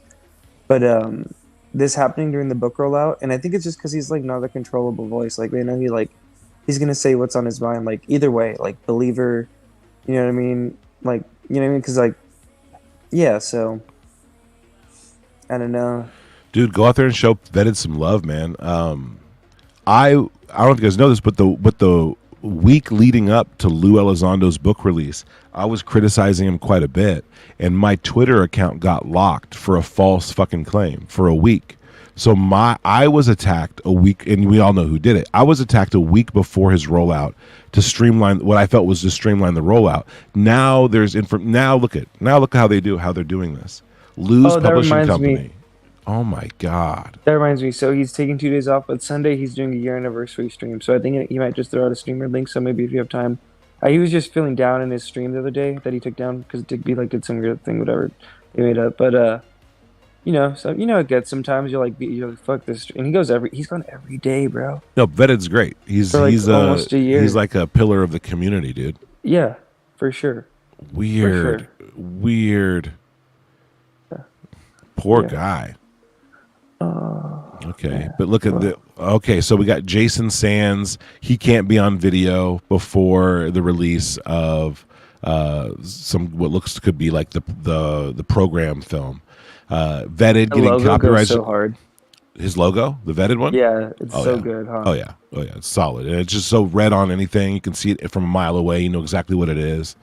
It's crucial, dude. So, do you think the publishing company was acting on behalf of Lou, or do you think that they are going to do whatever they're going to do anyway? Because, as Stephen Greenstreet said, as Tiny Klaus said, patterns tell stories. So true. It reminds me of when History Channel was doing it against Who's Lou. You know what I mean? Like, he has contacts out there. Like, And honestly, he's probably making a YouTube channel so he can start doing it himself. Oh, snap.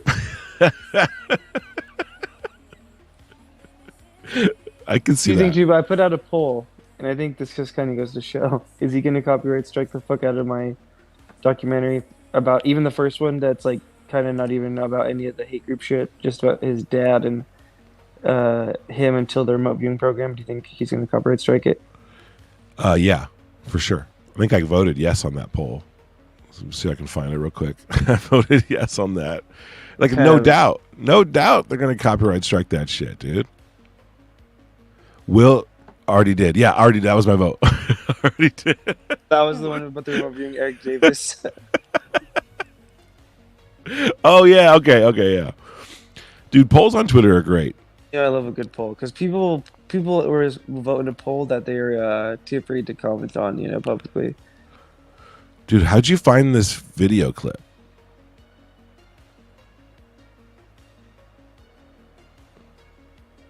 Back in the day, dude.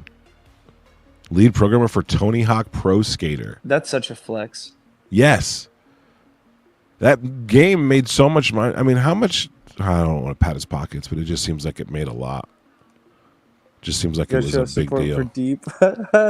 Hell yeah. I love seeing the live support of the homies there. We're live supporting the homies, dude. Okay, so Patrick Jackson, let's talk about this. We had a live stream with Patrick Jackson on Skyfire, and I've been talking to him for years. I like throwing years around when I know it's just been 2, so I can legally use the word years. But I've been talking to him for a couple years now about this stuff, and it's only gotten more interesting over time. I want to create a Patrick Jackson tag. So if a UFO, I have, by the way, for the timeline, I also have tags available. So I'm tagging everything. So that way when you search, things can come up. Like if I would search Patrick Jackson, I want to be able to see all the cases that he's identified, this little phenomenon around, which I think is huge. Look at all these. Look at all these cases. Why are these dots the Patrick appearing? Jackson DLC will be fire. Yes. You heard it here first, folks. Patrick Jackson DLC. That's how we're funding the site. Dude, look at this stuff. Runway's so crazy now. I think I'm gonna, if I ever include Is AI, Runway the best AI video, AI image to AI video thing? it's gonna get better. I think it's gonna be the best until Midjourney releases theirs.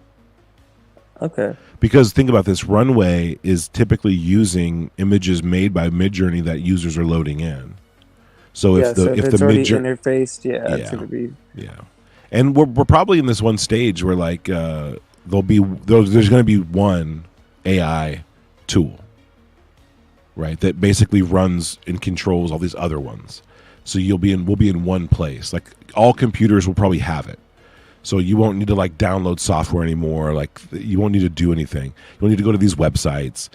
Someone's gonna monopolize this and then be like, okay, the computer is just AI now, and whatever you ask it to do, it's gonna just do it. You don't have to use any interface whatsoever. And so it's gonna start reading the code from Midjourney and all these other. It's gonna just utilize it all, unify it all, and then just it'll be a thing. Because for me, like I'm having to bounce around. I forget which fucking like AI software I even subscribe to. You know what I mean? It's like, okay, this AI is becoming more important than TV. I remember back in the day, it was like, I have this package, I have this channel, I have this ESPN. It's like, no, now it's like, and then it even transformed to, I got Disney Plus, I got Netflix, I got, like Apple Plus, Apple TV. And now that's into this. It's just into what AIs are you subscribed to, which is crazy. Yeah. Which is crazy. Yeah, man. Look at Astro. Astro needs to get in this space. Map of reported UFO sightings around the world. Okay, look at. It's an interesting piece of information. What are you supposed to do with it? If you wanted to go verify this, how would you do it? If you wanted to look at this in more depth. Astro on the stream. No. I'm not roasting Astro. I'm saying like, oh yeah, look, Astro didn't make software. No. It's not everybody's going to do that. But it shows the limitation of what we're seeing. Like, if we wanted to, if you wanted to verify this, where would you go to verify it? Like, if you wanted to dispute it or look at anything else, where would you go? Like the options, I guess, are endless, and that's a problem. You know, the options should not be endless. They should definitely be. There should be like very obvious choices, and so that's what I did. I created the obvious choice. All right, and when you go to it, when you visit it for the first time, you'll be hit with some instructions. You'll be hit with, hey, support the timeline or not. In which you can. You can go here. You could donate if you wanted to. You could just continue without donating.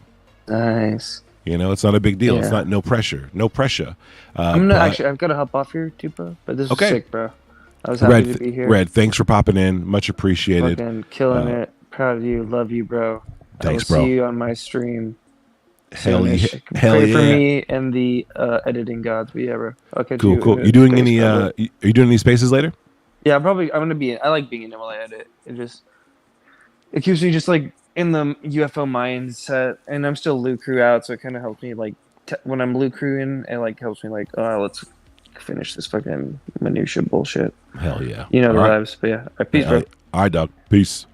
That was Red Panda Koala, everyone. Got a good chance to check in with them, catch up with them.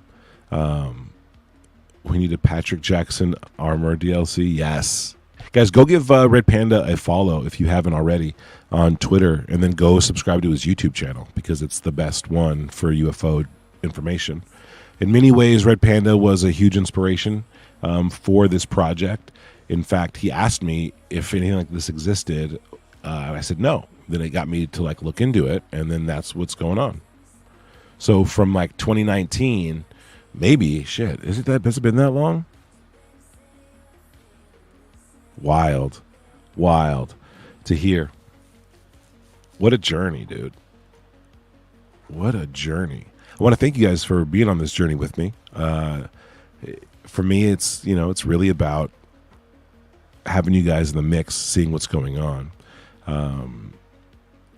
Let's see what this the value is directly correlated to the data within. This is a great start, but continue to bolster those connectors. Good stuff. Oh, good advice. Thank you. Great job. Thank you so much. Thank you so much for being here. Display ads. AdSense. Oh yeah. I've heard about AdSense. I looked into it. There could definitely be something for that, but I really don't want to bog down the site. Can I be honest? Like, I don't want to necessarily like bog the site down and have, random like Amazon ads or whatever, like a Toyota truck ad. Like for me, there's enough utility. There's enough people in the community who are doing projects who like don't have a targeted base to like advertise to. Right? There's just nothing. There's a lot of other stuff like, but if I had like a podcast coming up or a big guest, and I wanted people who were like really into the thing to see it, and I knew that they were gonna see it, I would definitely consider this, dude. Like, I would consider it because these are buttons.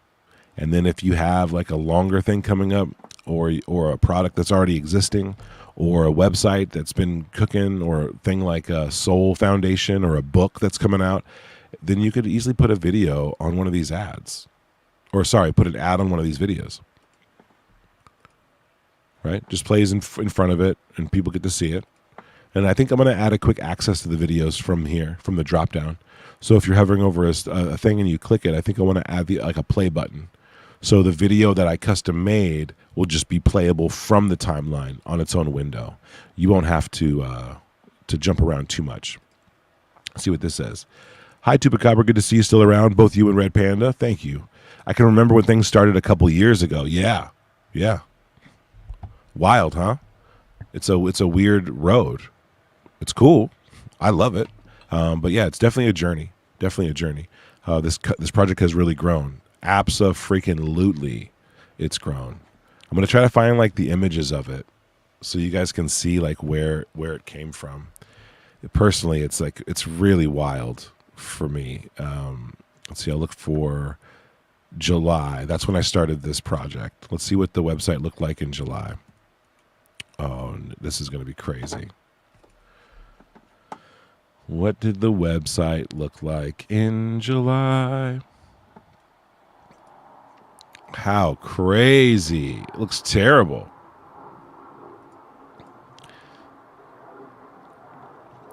Looks awful. Let me see if I can figure out how to put an image up on this freaking thing.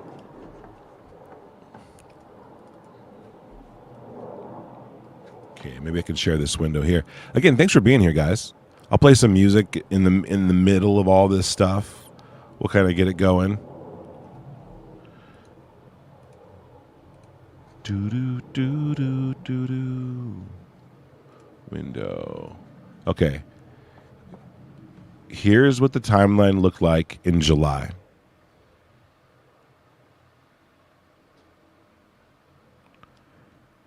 All right, can you guys see this? This is what I had to start with. This was it. This was it. I could zoom in a little bit and zoom out a little bit, and nothing happened when I clicked these buttons. And then there was controls down here. This is the beginning of the timeline coding. This was the first code that I did. Now, this is the first code with a back end, okay? When I had events populating via some kind of back end. It's not the back end I have now, but this was it. This was the first one. So yeah, it's been a lot of progress. Now we'll get to the next one. Dude, the next one's kind of fun. Now again, I had a solid idea. So that's cool. That was helpful to start with. And with my solid idea, I was able to get this to happen. All right, I'm able to get this going on. And this was cool, right? Now I get, because this was more like my mock-up. So I knew what the design should look like. So I was able to get vertical lines showing up, the events popping up on these rows, and then different rows. And I loved that. That was taken on July 18th. All right, so from July 11th, or July 17th to July 18th. July 17th to 18th, those little dots on the black background turned into this. I should have really done this on a slideshow. That'd have been so smart of me. Then it gets into an area where I was like, okay, I need to have more, I guess, more information. It's got to have more info. And then so I just kept adding and adding and adding to it. Let's see, we got art in the mix. We need I remember when you first shared it on here, and you have done amazing work since you started it. Thank you, Arden. Thank you. I appreciate it. I appreciate it. Where's the coding parts? I'm not showing you the coding parts. I don't know. What do you mean by that, actually? Schizo enemy number 1. What do you mean by that? Let me know. Let me know for real. TKO says, we need a technical breakdown for us software nerds. All right. So this is a coding language already existed that allows you to zoom in and out of something. Of course, there's a lot of other things that this coding language already does, but you have to specify what that is. So getting the parameters in place to make it basically infinitely zoom inable and zoom outable, and to make it so that the scale shrinks and yada yada and it locks in, and then that events stay where they're supposed to stay. So that way when you zoom in and out, it's solid. That was a feature that I really wanted to have, so I just kept working on it. Because you guys know with my mock-up, I couldn't do that. My mock-up is like a graphic. My mock-up's basically a graphic, and as cool as that is, it has its limitations. A graphic like this, and this is again my mock-up 3.0. When I zoom in, I'm just zooming in. Nothing's happening to the scale. It's basically a what do you call it? A vector image. So nothing's happening to the scale, and so if you zoom out, you're just stuck with all this data that you can't even see. So I needed to change that. I needed to make it so that when you zoomed out, you're just scaling the thing. You're not shrinking an image. You're scaling something. And so I needed to figure that out. That's when I found this coding language that allowed me to do it. Yeah, these graphics are static. That's exactly right. That's exactly right. So when I got it to, when I found the coding language that can do certain visualizations, that's when I was like, oh, okay, something's here. And that's the entire backbone the site was built on, was the actual timeline, an actual line for time. That's the backbone the site was built on. Let's get back to the timeline. So yeah, from those mock-ups to those early renditions, by July 18th, you saw where I was at. Okay. By July 18th, you saw where I was at. Right? Because remember, I won the contest in July 1st or 4th or something. And then I had to figure out what I was going to do with myself. Right? Then I decided to start this project. And then, here, look. In a tweet, you said you taught yourself to code. What do you mean by that? Oh, schizo enemy number 1. Oh, little guy. Very fun. Stay in here, schizo. Stay in here. The project evolved. Now we're up in this mix. I love this. People thinking that I didn't code it. It's literally right in front of you. Everyone's welcome to go in through the code when it launches and see what you can pull out. I'd love to see that. But then it came about like, what cases do you add? Right? There's a pool of cases out there in the world. There's so many out there in the world. Which one do you use? Which cases do you involve? Right? Which cases do you involve in this? And why? So then a mission statement and some type of standard has to become on the forefront. It has to be the first thing you deal with, because if you show this to somebody and they heard about an obscure case in like Delaware, right, and they're going to be like, why isn't it on here? Where's this one obscure case that's like not on here? Like that's going to be a thing. That's going to be a thing. So I want to state very clearly, this is my collection of UFO cases. As I search through the topic and look for cases that I think belong on here, this is the set that I think did first. And as I go down from 100 to 200 cases, and we get up to 300 cases and 400 cases, that's the same thing applied. It's the exact same philosophy applied. It's just more time included, right? The same philosophy applied, but more time in the mix, so that I was able to pull more and more and more. Right, there's going to be a first layer, right, of all the main historical information that you could find.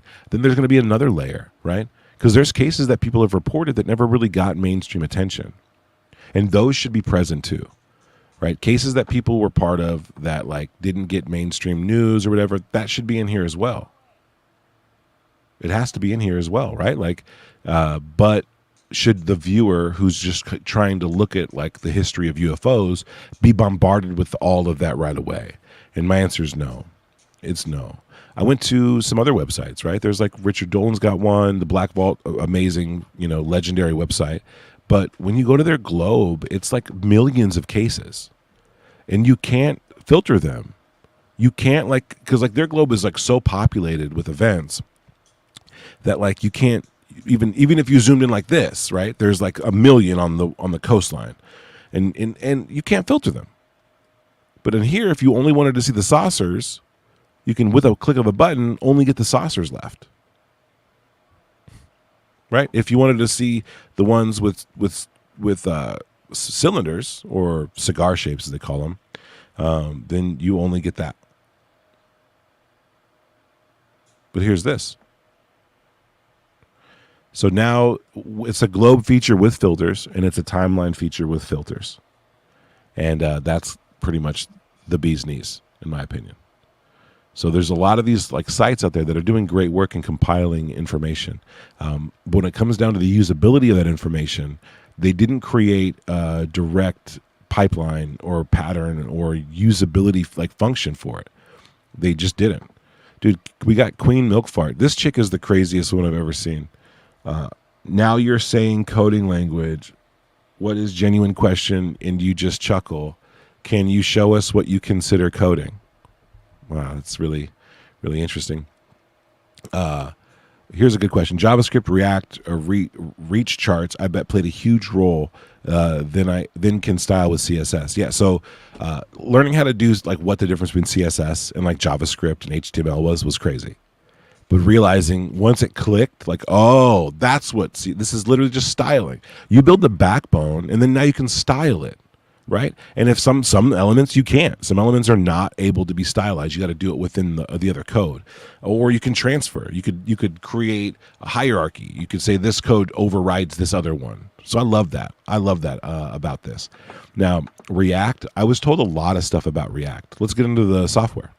I was told a lot of stuff about React, and I think that React is actually going to be really good, and it might play a vital role in the future of the site, right? But for me, I really wanted to get my hands dirty in what, like, I guess the mainstream stuff was. Now I see React is great, and honestly, it works great with this other language called Spline, which allows you to do like a bunch of 3D work, which I think is great. But look, Cheryl Costa. I hear a lot about Cheryl Costa. A lot. But before we get into there, I want to finish this little software like rant. So, and by the way, random content, I have looked into Cheryl Costa's and her UFO desk reference. It has cases like from like 15 years, like from 2000, 2015 or something. Awesome work. And she applied, I think, correct me if I'm wrong, she applied AI to some of the databases. She looked at like over 100,000 or something. Like, that's huge. That's freaking huge. So I definitely want to look into that 100%. 100%. Now, I will say, like, incorporating other people's databases for me is like incorporating databases for me is like the next layer, right? It's the next layer. Like, this is like pop culture shit, right? Like, this is like the top Billboard 40 or 100. This is not supposed to be like the end all be all to all of UFO history, but it will serve hopefully as a springboard to be able to apply more granular stuff and lenses to this. Really, much more granular. So, Schizo Enemy Number 1, your questions mirror exactly the hate group. I was asked these questions by Leah Prime, person who sabotaged the project in my career. I was asked these same questions by King Milkfart, a chick who's one of the craziest women I've ever seen online. And then, so it's a legit question they ask, and then I'll get these questions forever. TKOs. The great thing about React is it's a mature community. Okay, that's for sure, right? That's what I hear about it. But it is different. It's so different because with React, you have to like basically explain everything. There's like, what I've heard is that there's less like language. You have to define almost everything manually, right? Which sounds kind of crazy because that's what coding is, but no, it's a little different. But the quality of the work looks way better. Like all these modals, right? These things that pop up on my site, I was getting advice that like, React would be great for that. But I was already kind of down the line, right? So when I say modals, what I'm referring to, like if I hit a case and then I want to go dive like this, like these type of things, but I was able to still kind of just rig it to where it worked, right? Get the modal in there, change the border radius, make it look consistent, get the colors right in there. Like I was able to pull all that off, right? So with just the basic code. So for me, I'm pumped about that. But I did hear a lot about React, and one of the things that I did kick myself in the butt for, if you guys are out there in the coding world, I kicked myself in the butt for the mobile version of this site. I think that if I would have learned React and then like made the site with React, I think I would have had an easier time making a mobile version. That's what I think. And I want to hear from TKOs. I really, really want to know. Like, do you guys think that when I do a mobile version, that React would be the code to do it with? Right? I think so. So if you get when this gets dropped in there into the world, the mobile version will be on hold for a little while, right? It'll be on hold for a little while, and then it'll be available. But I just want it to work good, right? And these little guys, these guys here, These don't look great on a phone. They're too small. Granted, you can click them, but then even like the dates and stuff. That's why the mobile version, I'm thinking about weighing it completely to the globe. It's just funner to use. It's more like a database you can kind of explore. This is like more patterns, right? The desktop is where I think the research is really done. You can see more patterns, more stuff, and I'll add more graphs, things that like show you the top 5 craft types that appear, right? Like so, I'm working on that right now. So I'm trying to put a little graph to the left of this guy. Can you guys see it? To the left of the donut chart, that will show you always what the top 5 craft types are and how many numbers they got. I think that'd be cool. And then the same with the right. So one thing about this is it's data visualization. So I'm working always to improve the data that can be visualized. That's how I got like these icons in here that I will improve. Sorry, I'm a perfectionist. I have to say that every time I bring it up. But the craft icons, those are just first drafts, and I'm getting those redone too. So yeah, the site, it's graphic design, right? It's coding. It's UI design and interface design, and then it's also got these other elements of like straight up like video production. So I get to utilize all these skills that I have for something that I love. I get to come in here and create videos, and I get to create find the reports and collect data. And the cool thing is knowing that when I did it, like other people are going to see this, right? People are going to be able to come in here and access this. They're going to pop in and they're going to be able to turn this off, turn it on, and live it up. Okay, here, let's see. So here, let's see. Schizo, pop in here. What is your main question? What is your main question, Schizo? We'll get to you. Let's see. They're the ones who made you not talk about Lou because it's kind of like teams. Already talking about Lou, huh?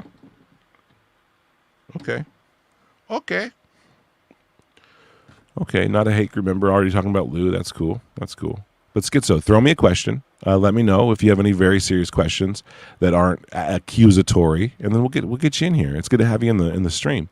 TKO says I'll DM you on X, and maybe. And let's see. I'll DM you on X, and maybe we start a technical channel on your Discord. Leverage community to support you. That'd be awesome. What I'm going to do is on the Discord, I'll create a, like you said, a technical channel, and then we'll like talk. People can talk code, because yeah, I'm more than a novice at this, right? If I didn't have the ability to use AI to like walk me through and handle some of the craziest like chunks of this, then it'd be a thing. But anyone can tell you that if you're using AI to build a site, you don't build a site like this, right? No one's doing what I just did. No one's doing this. You have to kind of like love something, and if you love it, then what AI is gonna do is it'll allow you to really explore that relationship. It'll allow you to really explore it, and that's cool. Oh, Sassy, thank you for the purchase. Yeah, I don't know. The shipping's $1, guys. I'm sure it comes out of like the profit. I got to pay for the shipping or whatever's not there. But I want people to have stuff. I love it when you guys have it. Like, I think it's cool when I see people wearing shirts that I designed. I think that's awesome. I'm actually pretty pumped. So thank you. Again, if you guys want to support the channel, you don't have to just throw your money away. You can buy a shirt or a hoodie or whatever. Go to tupa-cabra.com. And you go to the store there, check out the other stuff I've done there. I make music. It's crazy. Some of my music has like over 2 million views, which is crazy to think, and so that was cool. But yeah, I also got some hoodies, some shirts, some mugs, all kinds of stuff. If you guys want to make a purchase through there, go through there. All the shipping and stuff is handled by a third party, but I do all the designs, and I pick the colors and all that other stuff. So it's there. A lot of the designs I drew by hand, right? This the one up in the thumbnail, the Jalen Hynek, I drew that by hand on my iPad. And back when I did it, AI sucked, and people were accusing me of using AI to make it. And then then because it was Jalen Hynek, they were like trying to contact fucking Steven Spielberg. To have this shirt taken down because it was art made from an image. Oh, it was wild. It was wild. Okay, so here let's get to this schizo person who's totally not losing their grip on anything. Schizo, like I said, it's good to have you here because I use words or phrases like "What do you mean by coding?" and mention the name Lou. You instantly think I'm part of this group, dude. Just ask a question. That'd be cool. Just ask a question. Whatever you want me to answer, I'll try to answer it for you. The earlier ones were a little hypey. I don't know where they're coming from. I'll try to skim back and look. Maybe I overreacted. Let's see. We're here for it. We're all learning. In a tweet, you said you taught yourself to code. What do you mean by that? Oh, so I didn't know what a coding language was or anything, and so I had to teach myself what that was. So I don't know how to be clear. Again, I'm not a coder. So for me, coding is anytime you enter code into some type of interface, and that code changes the way something else looks. So that's what coding means to me. So I had to teach myself what that language was and how to speak the language, right? So that's what I mean. And that's one of the reasons why I thought this was a weird question, is because it seems very self-explanatory. And then the next question you ask is, now you are saying coding language. Yeah, there's different coding languages. So I don't understand. For me as a novice, I think that stuff is like right on the surface, self-explanatory. If anyone else in here who knows more about coding can decipher these questions for me, I'd be more than willing to answer them. But for me, this is just like, you said you did that. What do you mean by that? Well, there's only one definition of teaching yourself how to code that I could think of. So that's what I meant by that. And then now you're saying code, and then here, wait, it's a genuine question and you just chuckle. See, now we're getting into like the way I reacted to the question is an issue. Can you show us what you consider coding? Now it's like, prove it. That's another weird statement. Or what action you applied to this timeline where you applied the word coding. See, weird. That doesn't, chat, weigh in. Am I overreacting? Does this sound like weird? Sometimes things will be taken over text a little, and then it's here. I'm asking it's a legit question. Okay. And then this, all you need to do is say, this is what I consider coding, and then perform the action, and I say define that as coding. No, I don't need to say that. And then this is the best one. I'm trolling. Yeah, none of these questions make sense. Help me understand, and I'll help you understand. Let's see. Now Lou's in the mix. See, Schizo, what's going on here, bud? What's going on? Where did I miss one? Here, Schizo. AI is so powerful, you can learn code in AI now. Well, like, you can learn anything from anything. Like, let's say you wanted to learn Chinese, right? And then you asked an AI bot, what is the Chinese word for tomato? Then it tells you, and now you know, and so you repeat the word the way it is in Chinese, and then you've learned a Chinese word using AI, right? And then it'd be weird if you were like, hey, and if you taught yourself a pretty comprehensive set of words, right? Then you've learned Chinese. And if you taught yourself using AI, right, then you used AI to teach yourself how to speak Chinese. To me, that's so simple, right? So if I want to learn how to code, then I ask AI, how do I code? And it walks me through the steps.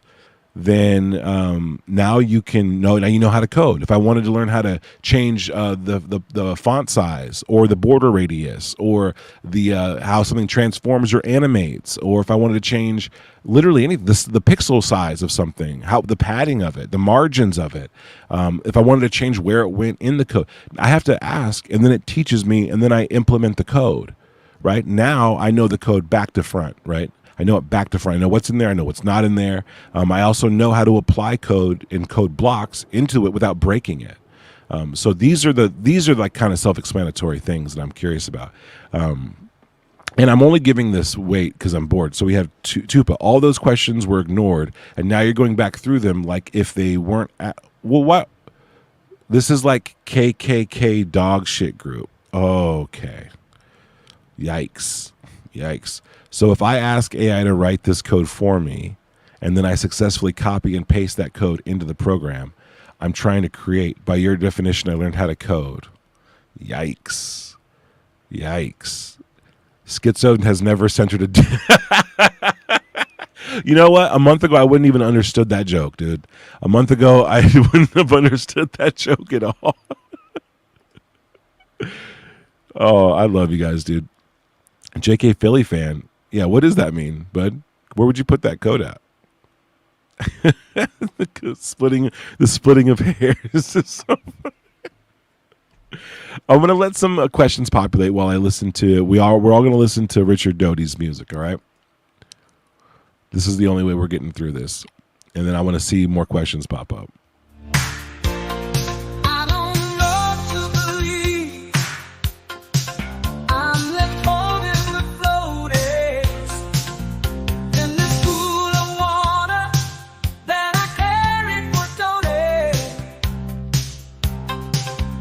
The transports are coming, for what's spoken, please. There's no use in running. He's already here. Richard Doty. I can't believe a thing he told me, but I can't stop listening closely to Richard Doty.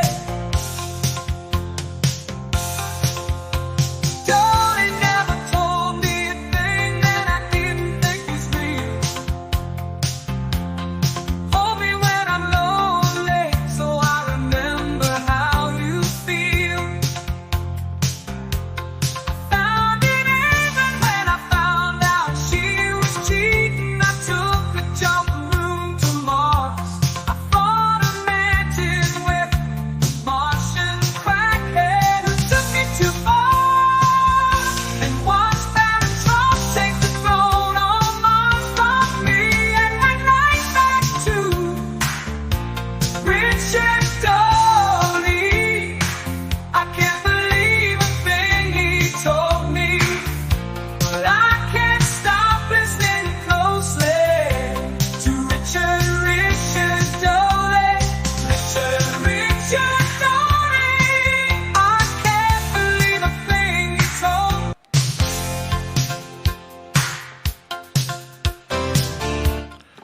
All right, that was Richard Doty. Let's see what the chat's doing.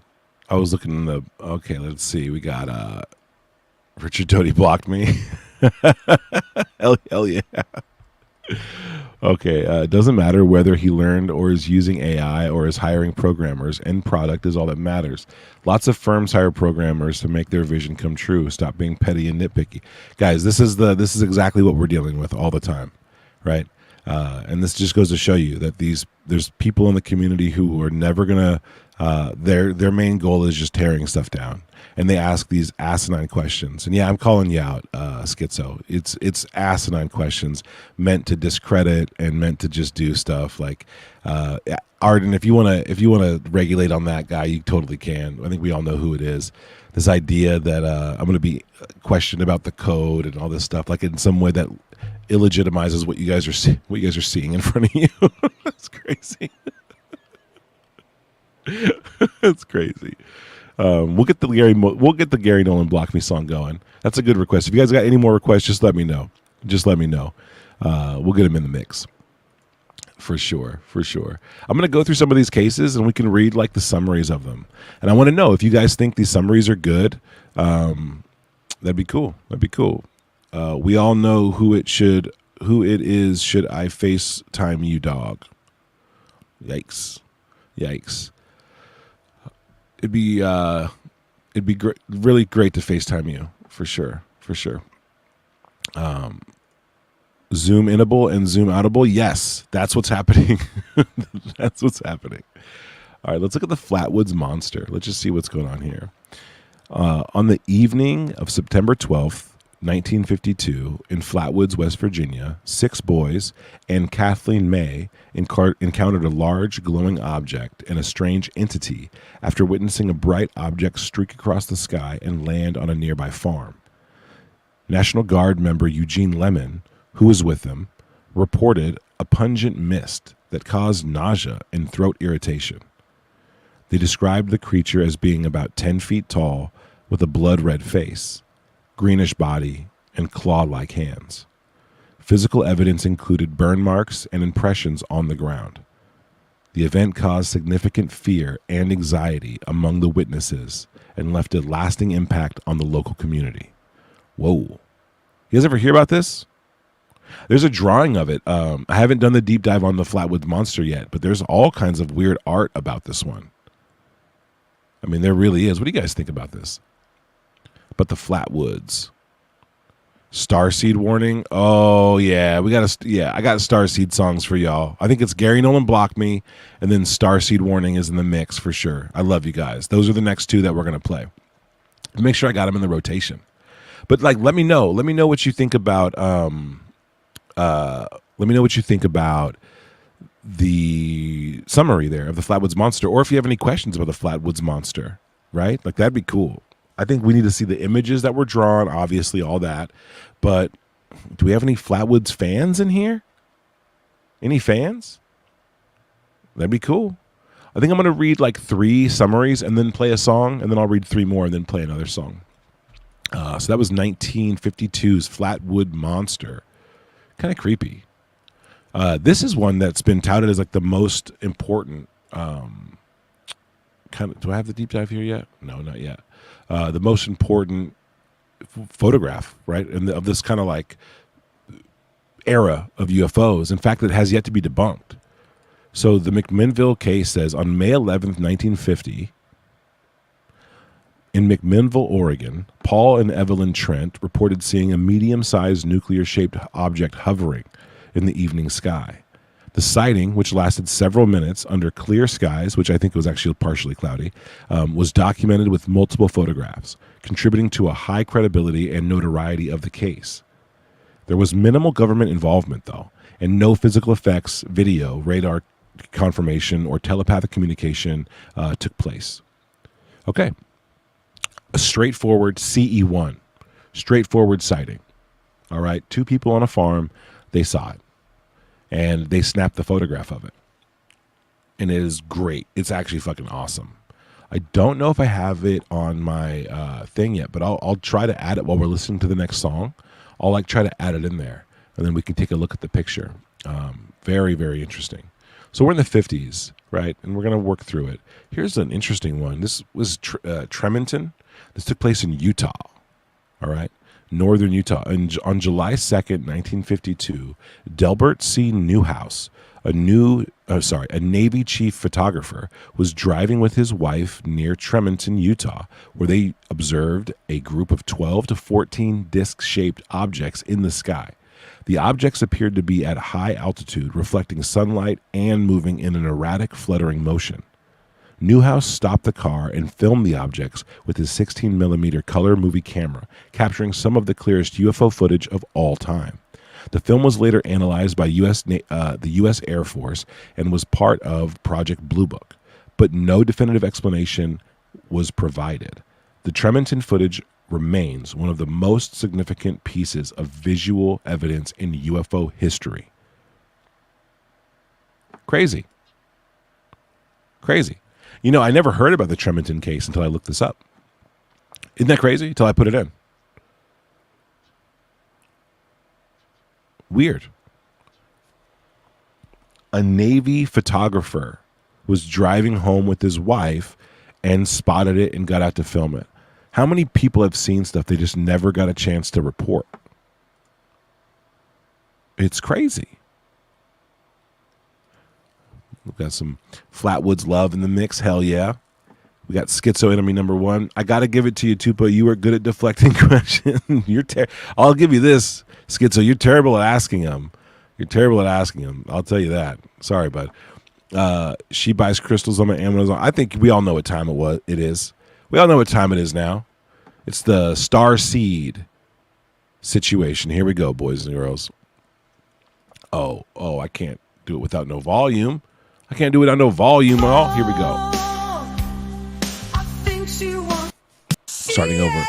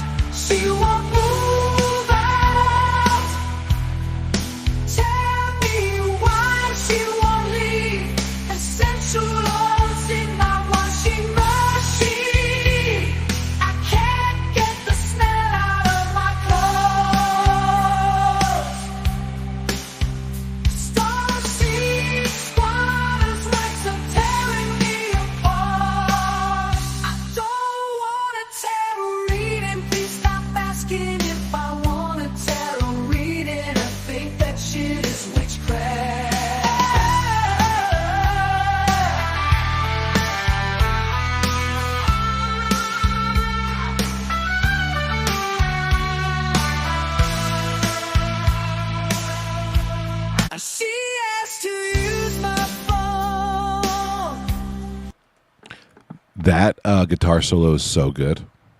That song is so good.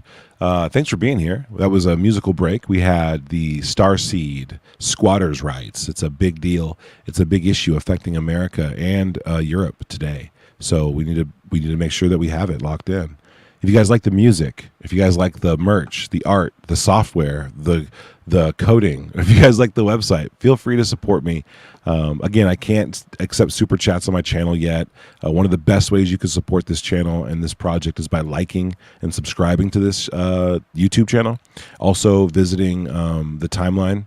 I should actually put a link up here for the timeline, but it's just the UFO timeline on Twitter. Follow that too. Give it some love. The more attention this gets, I think, the better. If you're so inclined, feel free to drop a donation through Cash App or hit me up in any other situation. But yeah, feel free. You want to buy a shirt to show support? Go ahead. There's some cool stuff on the store. Even if you don't buy anything, go visit it. Tupacabra.com. Sorry, tupa-cabra.com /store. Right? Go there, check it out. Tell me if you like something, if you don't like something, if something's dumb or funny or you like it, cool. Let me know then. You don't have to buy nothing. But checking it out is great. Tell me this is really my boy, Eric, in the house. This is an incredible tool. Thank you, man. Thank you, Eric, for being here. Eric is a great dude. As you can tell by his name, he is an experiencer, and he would know. He would know, and I love that. So check it out. I don't know if you've seen this all the way through yet, Eric, but here's the tool. I'm going to give another quick rundown for people who are just kind of maybe checking it out and people fluttering in, but I'll give you I'll show you what's under the hood here, kind of. All right. So we have our timeline up here with all of these events separated in rows. The rows are categories, and they're listed here. What you can do, if it's too much to look at all at once, you can actually turn rows off. So if you didn't want to see the military contact, the tech developments, the major world events, you don't have to. If you don't want to see high strangeness, you don't have to. Let's say you're just studying mass sightings and abductions. Well, here you go. Now your timeline is just the mass sightings and the abductions. And if you think that it's only these ones, that's where you're wrong, because when you zoom in, you'll notice that more events populate. The more granular you get, the more stuff shows up. And you can really see different patterns, right? And I'm going to work on an indicator to show you that there are events in that area that are just not visible. But for now, they just kind of pop in and pop out, and they do it in a little cute way. But yeah, that's how that's how it functions. If you wanted to look at just the 70s, then just hit the 70s. And now you get a thing of the whole decade. That's cool. You could also do this, 1970. Now you get the whole year. You could do this, 1970s, and now you get the whole decade. You can do 1560s. Boom, get the whole decade. And guess what? The Nuremberg air battle was really happening over there. Did I put the picture in there yet? Oh, that's going to be a fun one. It's going to be really cool. Okay, this is one of my favorite cases, by the way. The Nuremberg air battle in 1561 is a huge event. It is so significant in the other things happening around that time and area that this whole 1500 on is going to be really cool. I can't wait. If you wanted to check out cases in 1940, then you can, right? So this is how this works. 40s, boom. Give us those mass sight. Oh, there's no abductions in the 40s? Oh, what was going on in the 40s then? Sightings. Were there sightings in the 40s? Let's try this again. Oh, whoops. Oh, we are experiencing all the live demo fun. Thank you guys for being here. Really appreciate this. So, looks like I did. This is crazy. I haven't gone this far back in time yet. I'm in 014. Okay, we're gonna steer the ship back into the mix. Okay, we got these 1940s. There were sightings in the 40s. And not a lot of mass sightings. So that's interesting. Military contact, though, that's when the boss hogs are coming out. Yeah, a lot more events here. And I'm sure there's a couple more, right? Because you have wars happening here. Any sightings of beings? Interactions? High strangeness? There we go. Sightings happening right there. Very cool. Very cool. So that's that function. Again, we can type in here. I can type in Travis Walton. There's Travis Walton right there. This is location. So here I can type in China. Yeah, all the Chinese cases. See, the globe moved to China too. U.S. Boom. Mexico. Boom. And so it kind of centers around where that sighting is. So, basically there's 4 search fields. One for the event name, the title of the event, which I'm trying to keep pretty intuitive. One for the date or the year. You could type in, that could be as granular or as broad as you want. And then one for the location. Again, it could be as small or as broad as you want to. And then over here, you can search by just different criteria, different things that pop up, like crash. So now the only thing on the timeline is crashes. Different crashes, right? And if you wanted to type in landing, same thing, just the landings. And this doesn't work super smooth, but it works. We'll just keep you. This is a live demo before a launch to get you guys used to the idea of what this thing can do. And I'm pumped about it. We got somebody block the troll for sure. Arden, I think we might have to block him, dude. We might have to block this woman. Arden, the last sentence you read. Oh my god. Let's get back on track. Thank you. I do think that this is dope. This guy's making a fool of himself. I really enjoy that you guys are here checking this out. Everyone's being very, very respectful to this. But I'd love to have Grant help you with this. Dude, I would love that. Eric, I would love to have Grant help me with this. I think Grant Cameron is one of the great minds in the UFO field and community. And he I think if I can incorporate his help, his advice, his research, his support, whatever, it'd be a huge thing. Because if UFO researchers can use this and use it well and be impressed with it and kind of figure, I think that's awesome. That's what I would love the most. It'd be a huge kind of I don't know. I think it would get me emotional if I saw them using it or they referenced it. Because it's been a long time coming, this project. But the dream of it is that it gets used by those kinds of people, right? By those researchers that people have really come to know and respect. And so yeah, that would be it'd be awesome to have that.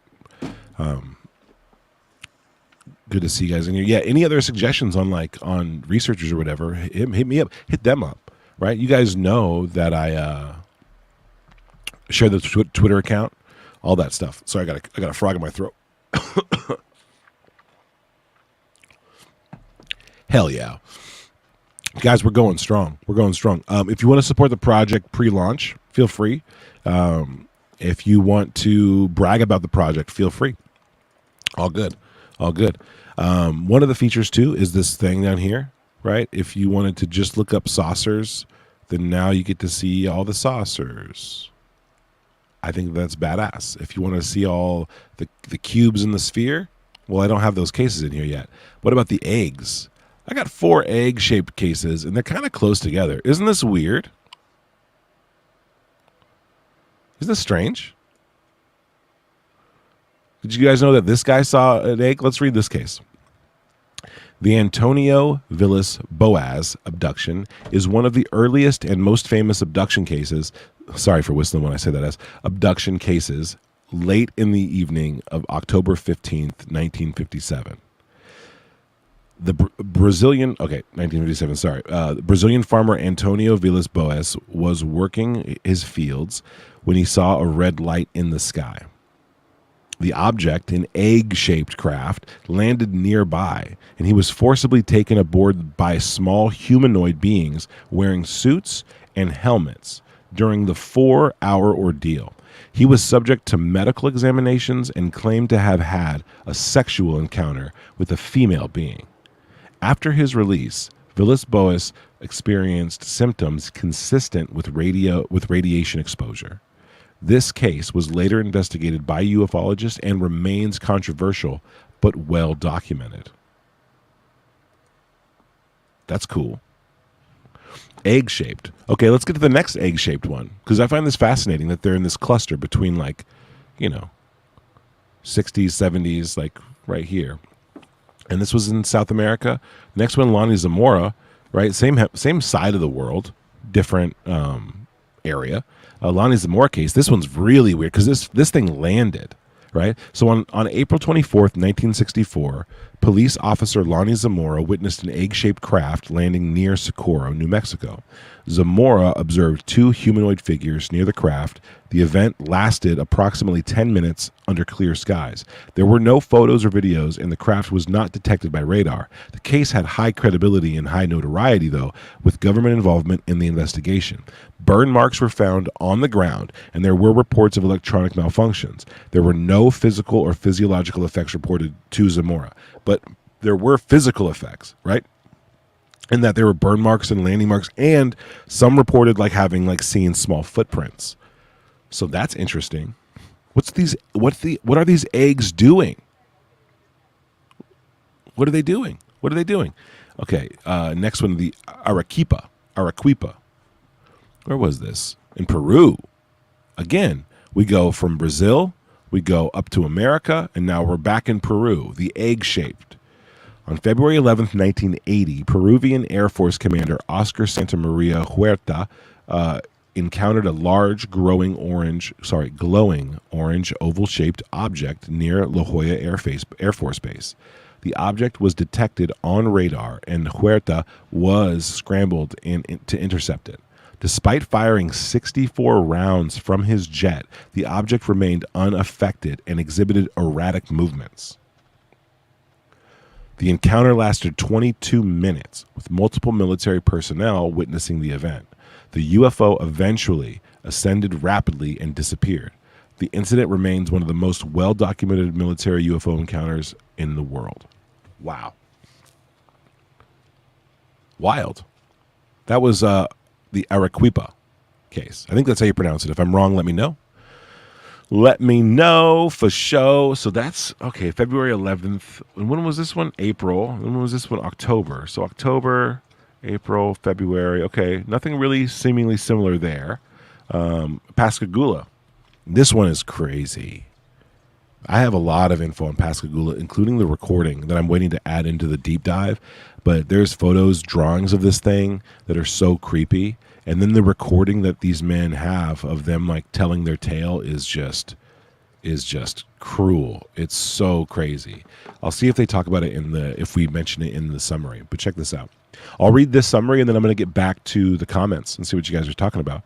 On October 11th, 1973, Charles Hickson and Calvin Parker were fishing on the banks of the Pascagoula River in Mississippi when they reported being abducted by humanoid beings. The craft, described as oval and medium in size, hovered above the river before the beings took the men aboard. They reported being subjected to medical examinations. The incident lasted 20 to 30 minutes under clear skies. Despite no physical evidence, the case has gained high notoriety, and the witnesses' credibility was bolstered by their consistent testimonies. The men experienced trauma, fear, and anxiety, and Hickson had a puncture mark on his skin. There were no military or government involvement in this case. So that's an intense one. One of the weird, I guess the more spooky aspects is that the police, when they were approached by these men, Calvin Parker and Charles Hickson's, when they were approached, they didn't believe the guys. They let them talk. They heard their story, but then they secretly recorded them. They left them in a room alone, the two witnesses, Parker and Hickson. They left them alone, and they recorded them, assuming that they would hear these guys talking about their prank. They thought the cops thought that these guys were pranking them. So they leave the recording on, and when they listen to the recording of what these guys actually talked about, it was they were crying to each other. They were comforting each other. They were saying that they don't know what they had just seen, and they were trying to make sense of it, and it's actually bone chilling. It's really, really scary, in my opinion. So yeah, there's that. So these are these egg cases that are all here, right? In this kind of like 20-year period. And if there was ever, obviously this timeline will eventually have way more. I add cases every day. I add cases every day. And sometimes I'll remove a case where I'm looking through. I'm like, actually, this needs to be here. I'll change I'll refine them every day. So the eggs are going to grow. There'll be more egg reports. And will we be able to find patterns in the reports? I think so. It'll be easy. I mean, imagine if there was one of these things, right, where eggs or cubes, we add more and more. There's 100 egg cases, and we see a temporal or geographical similarity, right? That'd be cool. And we just simply can't do that now with like the way, without a tool like this. There's no way to do it without this tool, at least in this way. So yeah, that's the case. Let's see what the chat's talking about. By the way, thank you guys for being here. I really appreciate it. And if you guys are liking what you're seeing, pop a like up. If you haven't subscribed to my YouTube channel yet, subscribe. I can't imagine you bouncing anyone. Yeah, for sure. Arden's a sweetheart. Arden is a sweetheart. And Eric, tell me more about Preston Dennett. Tell me more. Love to hear it. Star Nebula says, regarding the summary, just a thought. Try to parse out as many line item data points as you can. Like keep deep data. Thank you, Star Nebula. Appreciate it.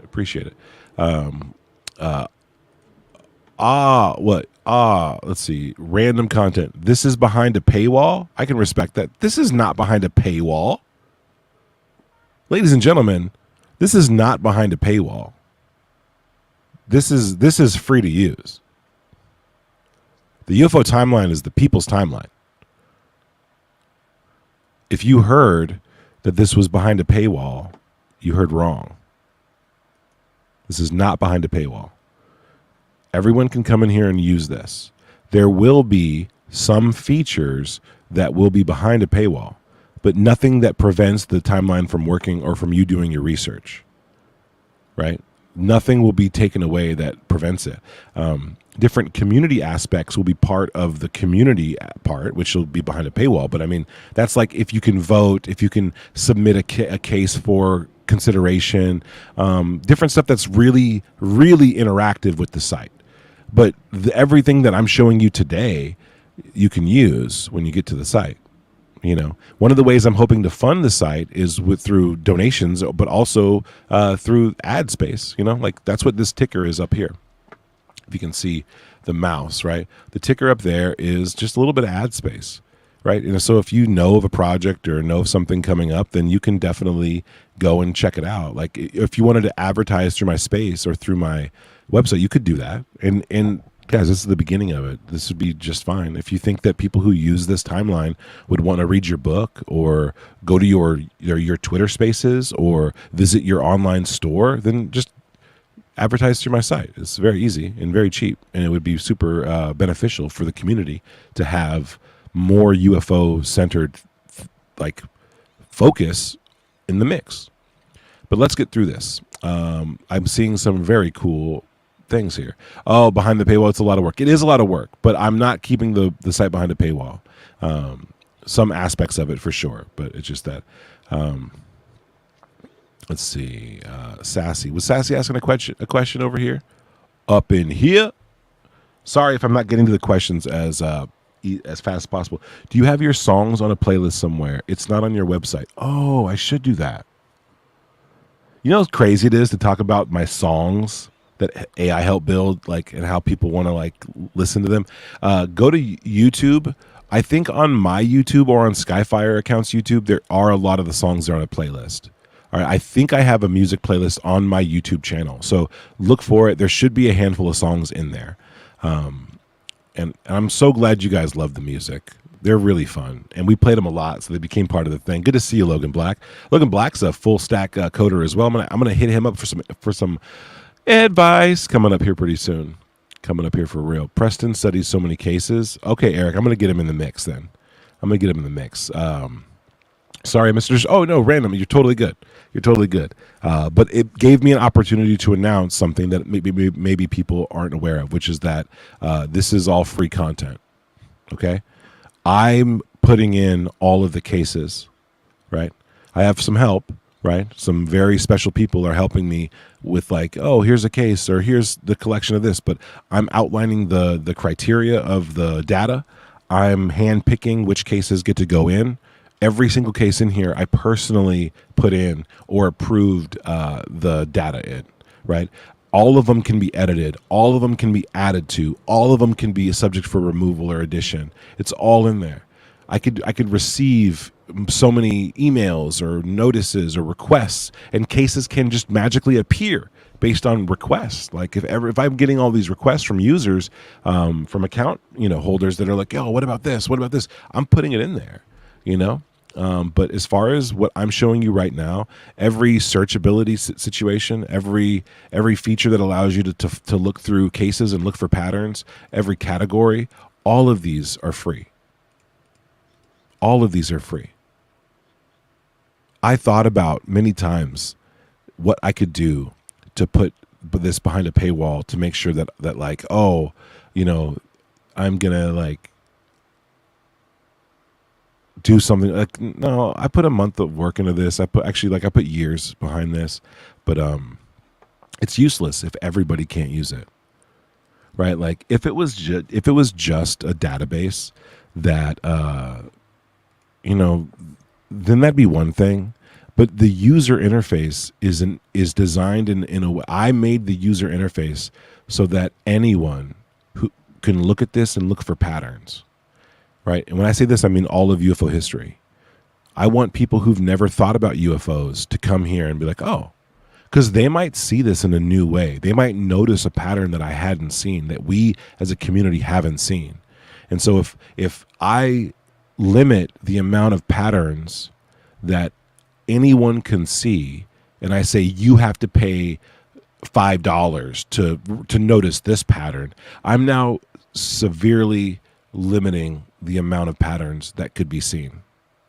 I'm severely limiting it. I'm no longer allowing everyone in the world to look at this and then to see it and then notice a pattern, and that's not the goal. Right now, I will have people can make accounts, right? Like if you subscribe to the website, that would be like there'll be a small fee, but that's for like random features, like really, really in-depth features, and joining like basically the community and really helping build it.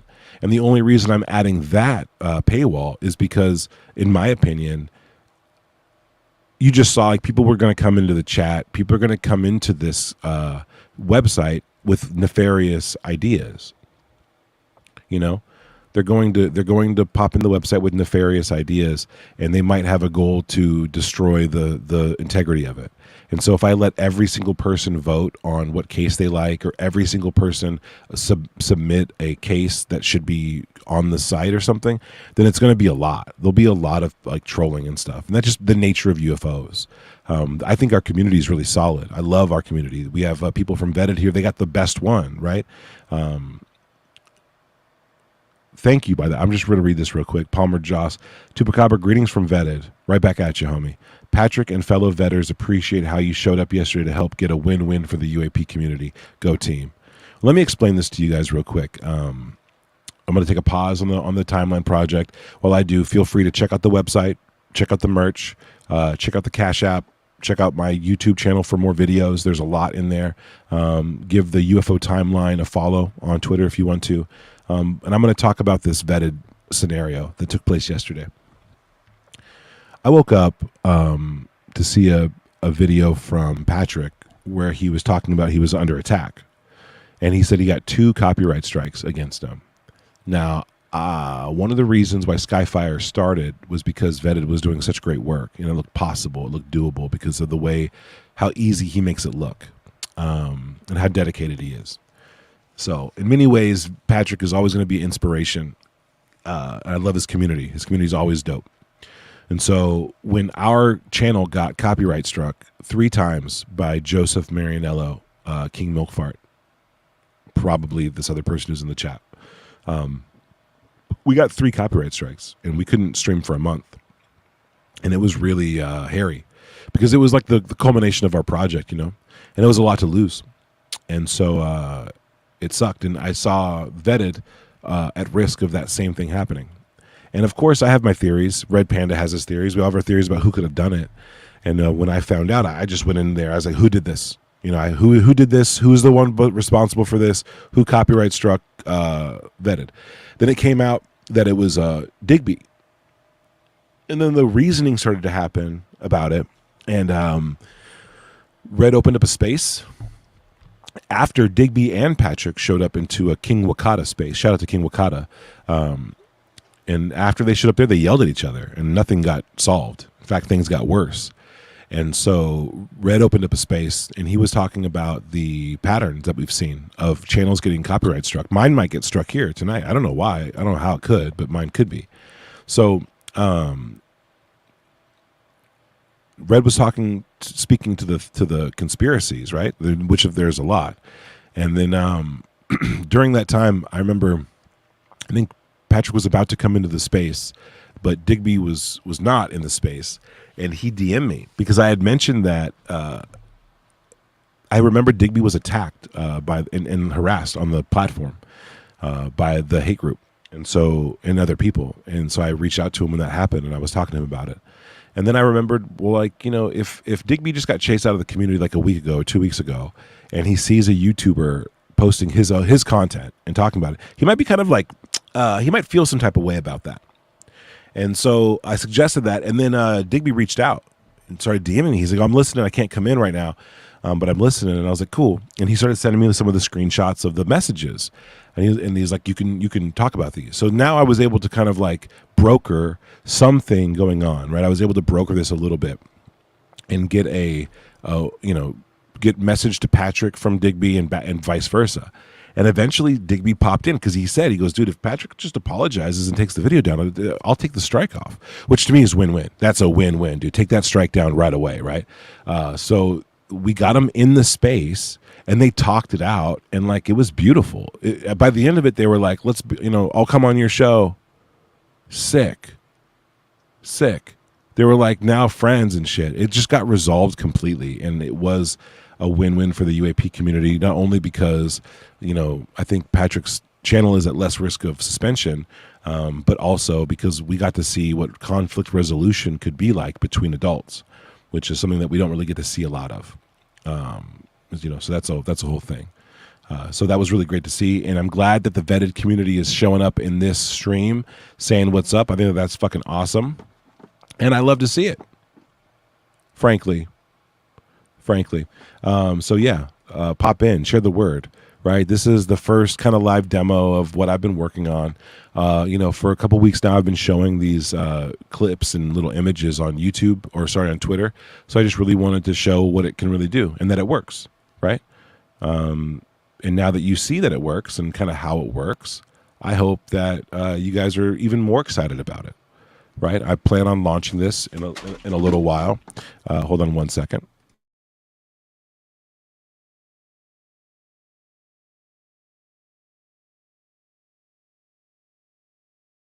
It's my birthday, friends all around. I should feel lucky,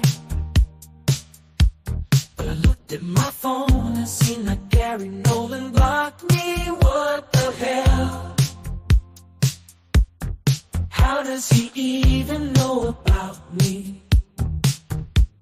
The cake comes out, everyone is smiling. Everyone's smiling, baby. Should be happy too, but I'm dying. Yeah. Cause Gary Nolan blocks me. The world is crumbling all around me. I wanted Gary to tell me why he shared Chris Bartow's brain scans on TV. It's my birthday, friends all around. I should feel lucky, but I looked at my phone and seen that Gary Nolan blocked me. What the hell? How does he even know about me? The cake comes out, everyone is smiling. I know I should be happy too, but I'm dying. I'm fucking dying. Because Gary Nolan blocks me. The world is crumbling all around me. I wanted Gary to tell me what aliens are planning, and I can't blow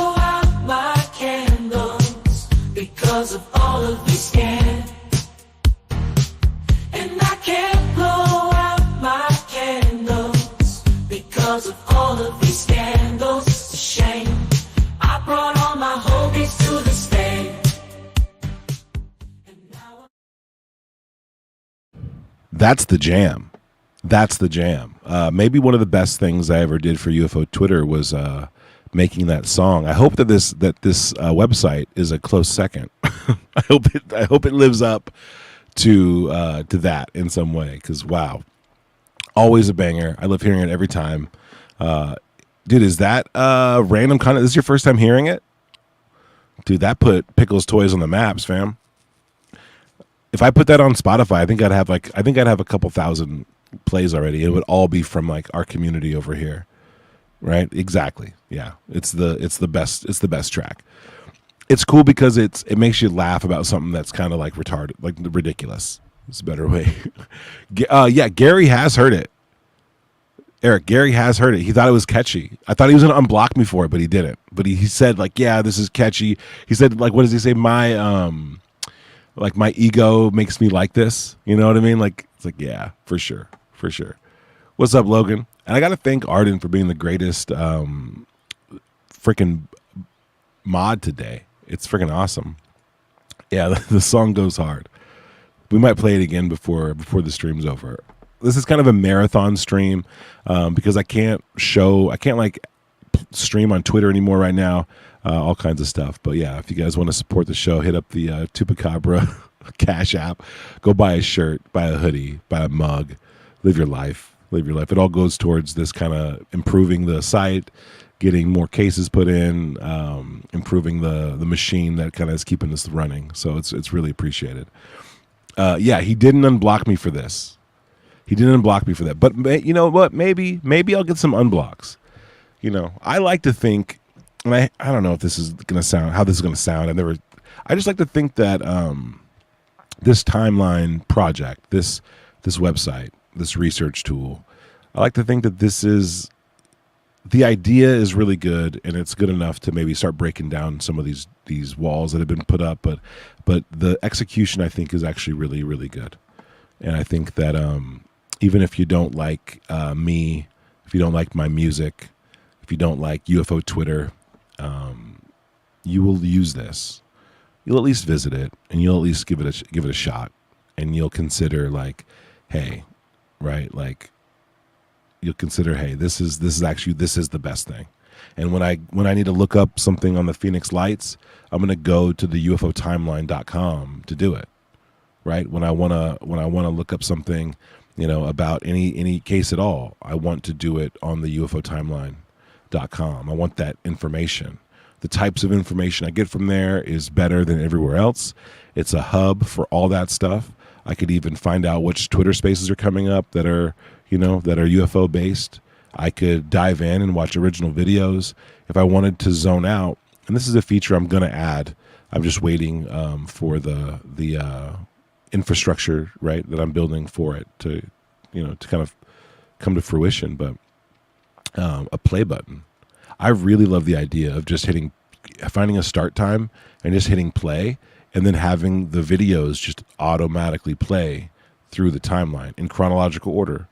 So if you're ever just like, I want to, zone out and, do something like code, something that's kind of like sometimes mindless, or do something, like work, but I want to have these documentaries, this UFO history kind of like pumped into my veins during it, then you can do it. I want people to hit play, and then it'll go through all the things in the videos.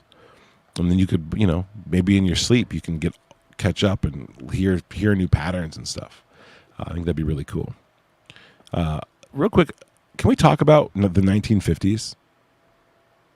Can we just talk about it? Because this is a lot of stuff that happened in the 1950s. And you can tell, like, a lot of this stuff happened kind of in these little clusters. Isn't that weird? Farmington Armada, McMinnville UFO, Lubbock Lights, Tremonton, Nash Fortenberry, DC Flap, Flatwoods Monster, MK Ultra, and the Kingman UFO. Florence Angel Hair, happened in Italy. the Caracas, Venezuela case, the Elizabeth Klarer case, which is strange. Elizabeth Klarer was a chick who claimed that she was basically introduced to this alien guy and they had kids. The alien guy's name, Akon. Akon is the alien's name. When I see a sculpture of him, look, she did it. She designed a sculpture of him. She painted him. She said that they had half alien, half human children. Isn't that crazy? I think that's cool, man. I think that's really cool. Little video. There's like a full documentary. It's badass. So yeah, I didn't know about this case. Did you guys know about this? Elizabeth Clare, did you know? I had no clue, dude. Very cool. Again, in the 50s, Hopkinsville Goblins. Now that's interesting. On August 21st, 1955, in Hopkinsville, Kentucky, witnesses reported encountering small humanoid creatures outside their farmhouse. The encounter, lasting several hours under clear skies, involved no sighting of a craft, no photos, no videos, no radar, and no telepathic or yada yada, none of that stuff. Despite the lack of physical evidence, the event's high notoriety led to minimal government involvement and investigation. You know what? I actually want a thumbs down. I need more details in my summaries. Whatever happened, this one slipped through. I need to know. I need to mark this. That I need better. I need to do better on this one. This one could be more fleshed out. So I just voted it. Boom. That's how this works, right? That's how we refine. That's how we build as a community. I want your opinions as well. So that's gonna be the shit. I'm totally sending this song to the guys at Harvard. Yes, yes. Send it out. We got Heather is awesome. Hey guys, Heather's one of the only people helping me with the Timeline project, so you guys know, with cases, specifically with getting cases in and looking them up and gathering information. Heather's a real one. So shout out to Heather Birdie for being like officially the first, Timeline collaborator. Shout out. And also Guy Springthorpe. If you guys are familiar with Guy's done a lot of really great research and he's got a lot of stuff to offer. And so I had to tap him. And shout out to Guy too, because Guy for the longest time was telling me, for the months leading up to July, he was saying, Tupo, you need to get back on the Timeline. That's like a really important project of yours. Like you need to do it. You need to do it. And he said it like in a way that I took very seriously. Right. Sometimes people deliver messages to you and they stick. And so they did. And so when I finally got the code working, I remember I hit him up and I was like, I did it. I finally did it. And that was like, a month ago. And now the code and now the site looks so much more just good. It's beautiful. Like I'm just so pumped. I'm so pumped. And so if you guys know, Guy's going through, we all go through stuff, but not everybody has access to like a desktop to check it out or, the time even, right, to check it out. So by creating this video, one of my goals was so that Guy could see it. And so send him some love if you know Guy out there. Shout out to Birdie as well. But a lot of people I think need to see this video to know what this site does. And to be honest, like I don't want anyone taking up a pitchfork or defend me or anything, but there are people out there who say the site doesn't exist or that I didn't do this. If you see that, just share this video link to them. Let them know.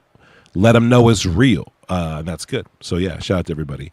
Real quick, this looks interesting. I had a close encounter in 1980. Wonder if other triangular craft were reported in South Georgia.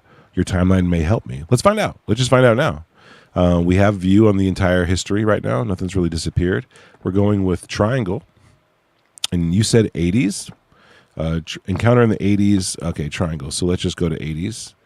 We have two, Rendlesham Forest and Hudson Valley. So you were in South Georgia. So Hudson Valley is in New York. That's not too far off, fam. That's not too far off. And then one over here. So that's Rendlesham. But interestingly enough, on the globe, these pop up too. What are these? Tinley Park, Illinois. That's in that's 2004. That's why it's way over here. Okay. So there are a lot of interesting craft, right? But over in Georgia, I'm not sure. Illinois might be one of the closer ones, right? St. Clair, and this was in 2000. So yeah, in 80 we did have something, right? Hudson Valley. On the night of December 31st, 1982, a retired police officer and his wife in Kent, New York, reported seeing a large V-shaped object with multicolored lights flying silently over their home. This marked the first official report of the Hudson Valley Valley sightings. Wow. Okay. Which continued until 86. What? Involving thousands of eyewitnesses and generating significant media attention, the sightings remained one of the most well-documented UFO phenomena in history. Okay. So the Hudson Lights over in New York were going on throughout a majority of the 80s. Well, 4 years. Okay, so that's a chunk of the 80s. And so those involved V-shaped and triangular-shaped craft. So that might be a good place to start. That'd be really interesting, okay? What I'm going to do, random content, one of the things I do and how I've been filling the timeline so far is looking for which toggles don't have a lot of content to them. So I'm gonna pay close attention to the 80s for you and triangles, and I'm gonna see if any come up in my research, right? And especially in the Georgia area, and I'll let you know. Now, keep in mind, I have like 25 cases pending right now, and I'm adding cases every day. So this is by no means the final product in terms of cases, and every day you will see updates when the product launches or when the site launches, and that's going to be I think pretty cool, pretty dope. So when it launches, you're going to have a lot more cases to look through. And if you're able to become a subscriber and you want to suggest anything like that, then you'll have a button for that as well. And we'll try to give you feedback as up to date as possible on how that's going. But yeah, you saw it here, guys. The question was, I had a close encounter in the 80s with a triangle, South Georgia. Is there any kind of connections, right? Specific time, specific craft, specific location. So we were able to go over here, look for Georgia, look for triangles just right here, and see what if any connections could be. Where could our boy Random Content, where could they start looking for answers? And you saw how fast that is. It's literally a click of a button. A click of a button. I don't know another site that can do this. I don't know another one that could do it. This quick? Just like that? No, dude. Sorry. Doesn't exist.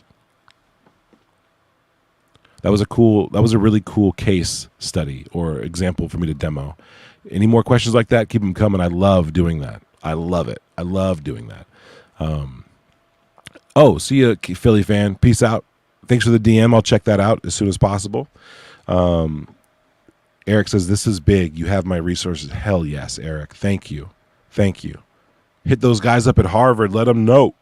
But yeah, that's awesome. That's actually great to hear, man. I'm really glad that you like it. Like, everyone should be checking this out just in order to see if it could be refined. Like, if you see things in here that I'm not covering or things that could be better, like by all means, you know me. You know where to find me.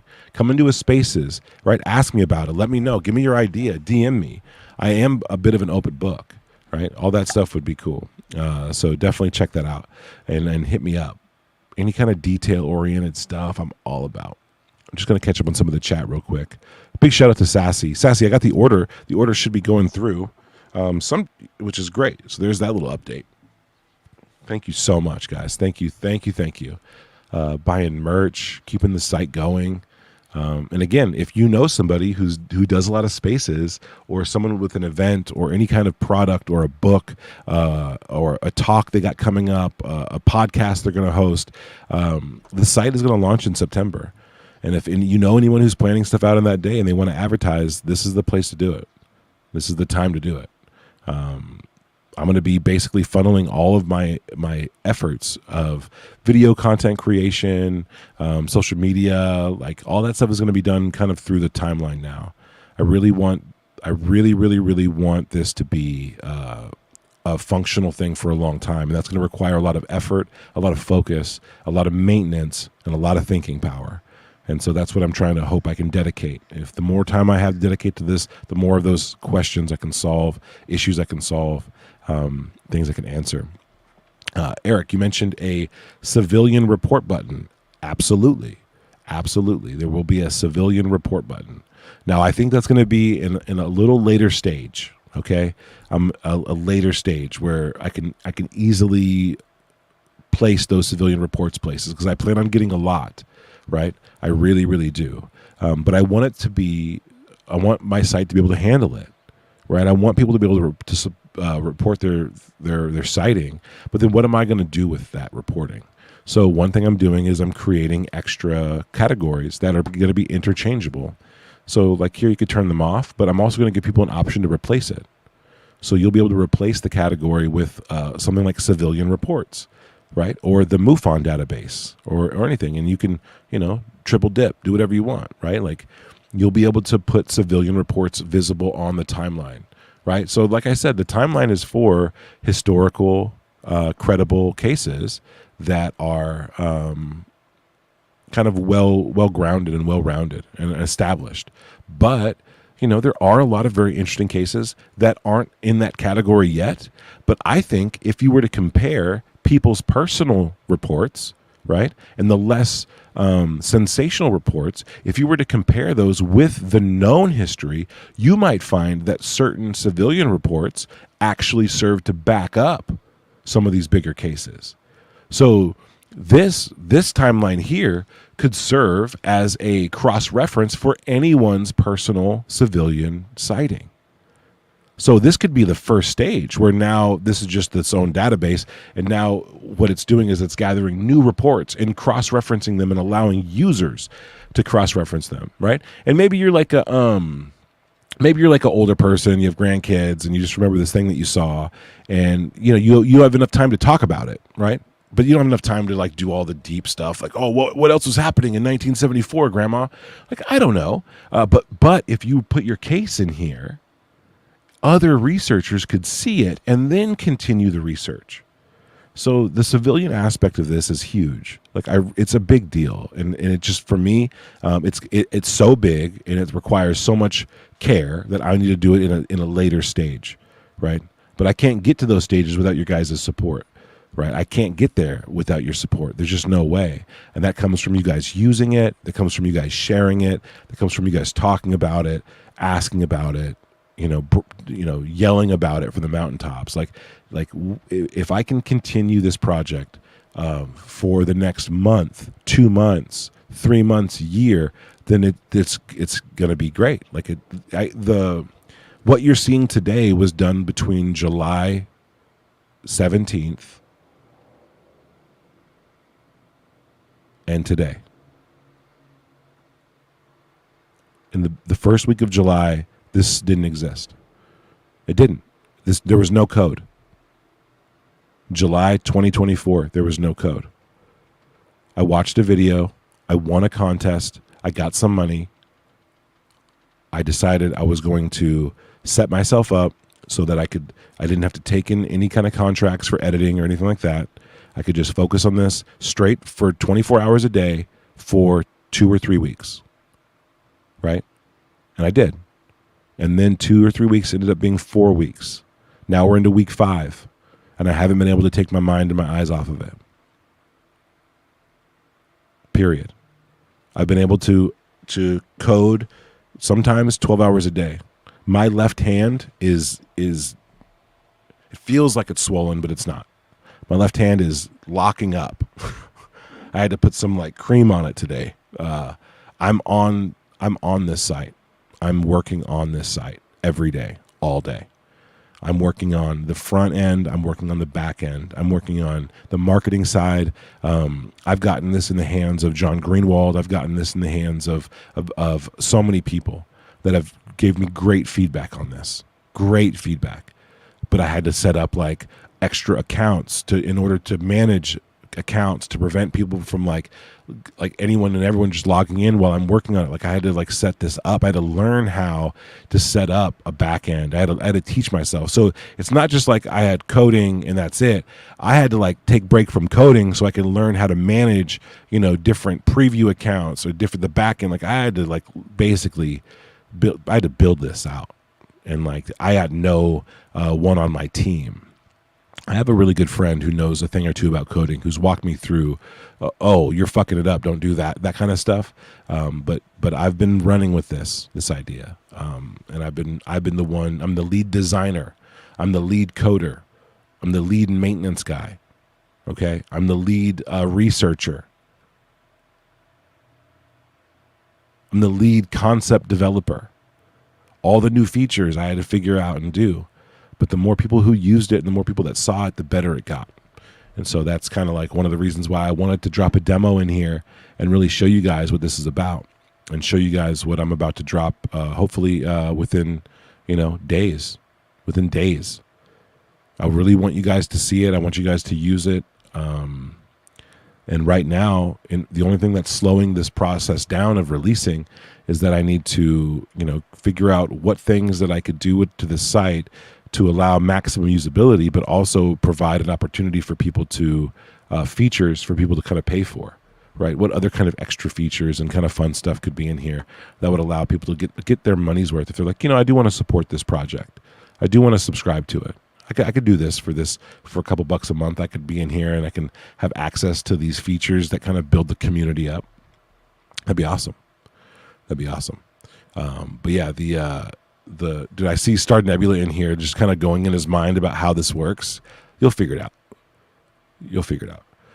But and I appreciate all the ideas and stuff. But yeah, I'm seeing a lot of people's gears moving in their head about how this goes and how this could work and stuff. But I'm telling you guys, I logged into the internet.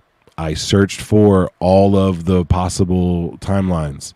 I looked for every bit of software and hardware that was possibly going to help me create this. I couldn't find anything. I had to do it alone. And I couldn't find anything comparable either. So as far as I know, this is the only one of its kind that does all of these things, and it's only going to get better. And the more time I can apply to it, the more I'll be able to make it better. Yeah, so that's what's going on. So if you like this, share the video. Go to UFO Timeline on Twitter. I might even open up a Spaces after this to kind of go over this demo and talk about it and get people to watch it, so I can like share it up in the nest, right? I want eyes on this. I want researchers on this. I want experiencers on this. I want believers and non-believers on this. Everyone possible, kind of making it good. But yeah, guys, I'm losing my voice, and I've only just begun. You better believe I'm talking about this all damn day. You better believe it. I really think this is one of those big premiere days. And again, it's going to hype it up for launch. I want everyone to see it, to be like, oh shit, when does this come out? When does this come out? When can I use it? And that's the goal. That's really the goal. And it's with your help from just simply reposting, talking about it, dropping in a like, sharing it with people. If you know researchers, right? If you're in the community right now, if you're in the chat right now, and you know Michael P. Masters, right? And you know James Fox, or you know people who you consider movers and shakers of the community, share this video with them. I want to hear from them. My goal is to make sure that people like Grant Cameron can see this and be like, oh, that's really cool. That would like make me cry, dude. I'd be so pumped. You can visit the UFOtimeline.com right now, but it's just a landing page. Kind of gets you ready for what's coming. It lets you sign up for early access. My early access people are basically people who started out as tech, went into UFO, went into database people, right? It's people that are like helping with very specific things. So if you signed up and you didn't get early access yet before it dropped, no worries, right? You're going to get it for free when it opens up. And it's going to come to you earlier, I think, than the access would have. Grant is going to explode. Will someone put a tarp down? Someone lay a tarp down. I hope he loves this, right? If it matches, let this be known. If this site matches the standard of Grant Cameron, like, then I'm in very good hands. Yeah, we'll see. So for now, we've been going for 3 hours 15 minutes. We are doing it, guys. I'm gonna go ahead, make sure he doesn't dirty the floor. Yeah, if you guys know Cheryl Costa or any way to get a hold of her, hit her up, show her this. I would love to have her involvement. I want to talk to people who've been collecting data, and I want to ask them simple questions like, what patterns should I be looking for? What should my website facilitate? What kinds of pattern should my site facilitate? What did you notice that I don't have in here? Should I be looking for certain things? It's going to be a big thing. So again, we get Grant and Cheryl Costa and people like Richard Dolan in here looking at this. I think that's what's going to be a big deal for me, for the site, for the community, because those kinds of endorsements and advice and tips and just kind of overall interactions are great. That's going to be great. I can't wait for you guys to get your hands on the website, to do your first zoom in, to do your first, what is that? Why is that like that? I didn't know that all these events were close together like this. Like, those eureka moments are kind of special, and I've never made anything in my life that could provide that for people. I've made some interesting videos and made connections through documentaries about UFOs, and that's really good.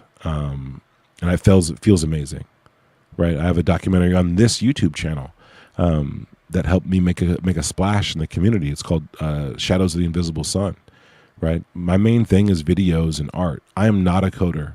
I'm not a programmer. I'm not a computer guy. I just wanted to make this. So here it is. And if you like it, share it. Until next time, ladies and gentlemen, I'll try to stream more often. And when I start the UFO Timeline streams, I'll announce that too. There's a UFO Timeline YouTube channel where I'll be going over deep dives of individual cases. So every video will be a deep dive of a case, and I'll be bringing on people to talk about it and whatnot. And then those will be turned into podcasts that I'll be putting through Spotify and other streaming services. So yeah, the timeline is going to be my new squeeze. I'm hoping I can devote as much time to it as you guys need, and that'll be reflected, in the course of the next couple months or maybe even years as this project develops. So again, thanks again, and I'll see you guys next time on Chupacabra YouTube. Thank you for checking out the timeline. Find me on Twitter. Let me know what features you liked, what you didn't like. If there's any other questions, let me know. Until next time, guys, we're going to play you out with some Gary Nolan. You know what it is. It's my birthday, friends all around. I should feel lucky, but I looked at my phone and seen that Gary Nolan blocked me. What the hell? How does he even know about me? The cake comes out, everyone is smiling. I know I should be happy too, but I'm dying. I'm fucking dying. 'Cause Gary Nolan blocks me. The world is crumbling all around me. I wanted Gary to tell me why he shared Chris Bartell's brain scans on TV. It's my birthday, friends all around. I should feel lucky, but I looked at my phone and seen that Gary Nolan blocked me. What the hell? How does he even know about me? The cake comes out, everyone is smiling. I know I should be happy too, but I'm dying. I'm fucking dying. Because Gary Nolan blocks me. The world is crumbling all around me. I wanted Gary to tell me what aliens are planning, and I can't blow out my candles because of all of these scans. And I can't blow out my candles because of all of these scandals. It's a shame. I brought all my homies to the stage, and now it's my birthday.